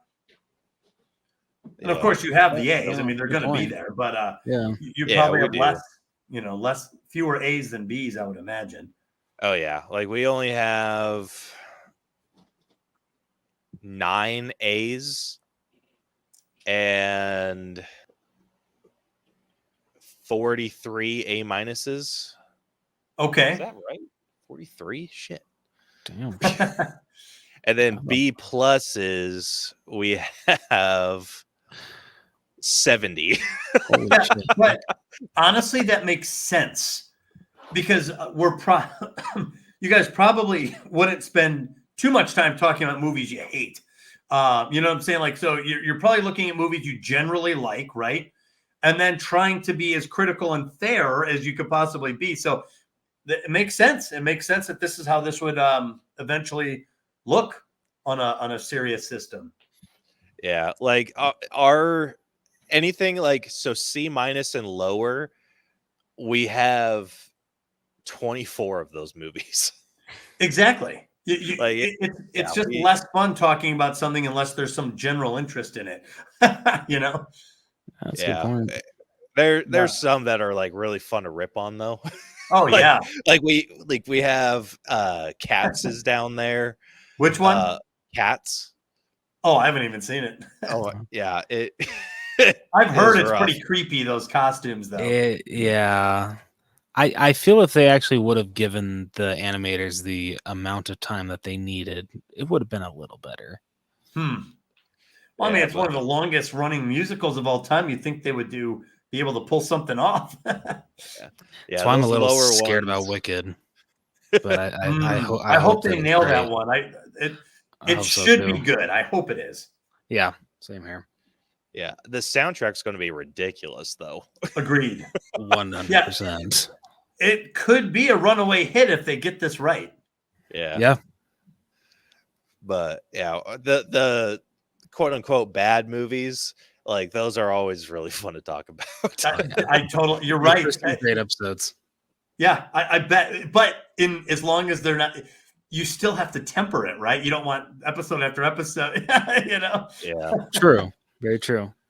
Yeah, we've been on I feel like we split it up pretty even. Like there's some stretches where it's like nothing but B's, and then we come in with like Winnie the Pooh, Blood and Honey, and that comes in at an F. And then we have a couple A- sprinkled in there. Then we go through it. We seem to go anytime we hit a C, there's usually a good stretch of time where there's like a few C's in a row. Oh, they come in groups. Yeah, like our last one was like Saltburn, and then we had 1 or 4 other movies that scored in the C's like shortly after that within like a 6-week period. Interesting.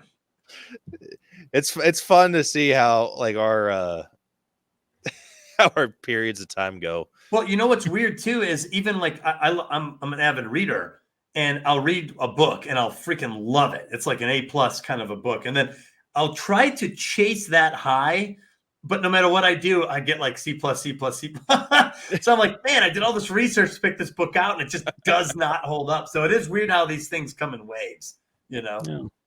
Yeah. But I will tell you, I do have to sign off. I told my wife I'd be 2 hours, and we went over, which is great. I actually love this. This was a great conversation. I had a real blast with you guys, and I'd love to keep in touch with you if you don't mind. Yeah, absolutely. Absolutely. Anytime a movie comes up that you want to talk about, like, feel free. Like, we love when people reach out. Okay, yeah. I'll follow you on YouTube, and I'll try to find you guys on social media and everything, and be a pal, the social media way, you know. And And then, yeah, I'll keep in touch with you guys, and maybe we could pick out a movie that I'm not a top 3, something where it's a little bit more like maybe Alien Romulus. Maybe that'll be a good one, or something totally different, So Absolutely. Yeah. So is there anything you want to promote before you have to bounce? Just that for all the writers out there, if you are looking for a book on writing that's not like any of the other ones, check out The Heroine's Labyrinth, Archetypal Designs and Heroine-Led Fiction. I studied over 250 films, TV shows, comic books, and books from literature like Jane Eyre and Pride and Prejudice all the way up to Barbie, and the Wreck-It Ralph, Aliens, Terminator 2. I really focus on a lot of hero-centric stories, and I found completely new patterns that no one's ever laid out before. And these patterns can be strung together to form a narrative arc, and it's not the hero's journey. Not that I'm against the hero's journey. I love it, but this is different. And a lot of if you're a writer, you'll immediately see the application of it. So check it out. It's available anywhere books are sold, ebook or paperback on Amazon or Barnes & Noble. And if you do read it, please leave a review. I would love to hear what you thought about it. Absolutely. And I'll get some links from you and put them in the episode description. Oh, okay. Awesome. Yeah. Well, I appreciate it, guys. You guys rock. And this was a blast of a conversation. Good. No, thank you for being on. We appreciate it. Had a blast. Yeah, thank you for having me on. I feel very grateful. Of course. Yeah. So if you want to listen to any of our other stuff, be sure to follow us on all social media. You can find us Spotify, Google Play, Facebook, Twitter, Instagram, X, TikTok. We're all at the All Bros. You can check out our email, the All Bros channel at gmail.com, or our website, tinyurl.com/the All Bros channel, or check out our merch store. Wow, check out our merch store, tpublic.com/user/the All Bros channel. Next week on the podcast, I believe from what Caleb said that we're going to be doing Borderlands. I think that's what you said, right? Yeah. So we had someone recommend that we do that one. And I don't think he's played have you played the game? I have not played the game. Neither have I. So, that's why they asked us to. Okay. So this is going to be makes fun. sense. I haven't heard the best thing, so maybe it's good to have not played the game to see what that take would be. Yeah. So I'm excited, honestly. But anyway, this has been the All Bros podcast. I'm Jonathan, and I'm Caleb, and we will catch you guys next week. See ya. Deuces.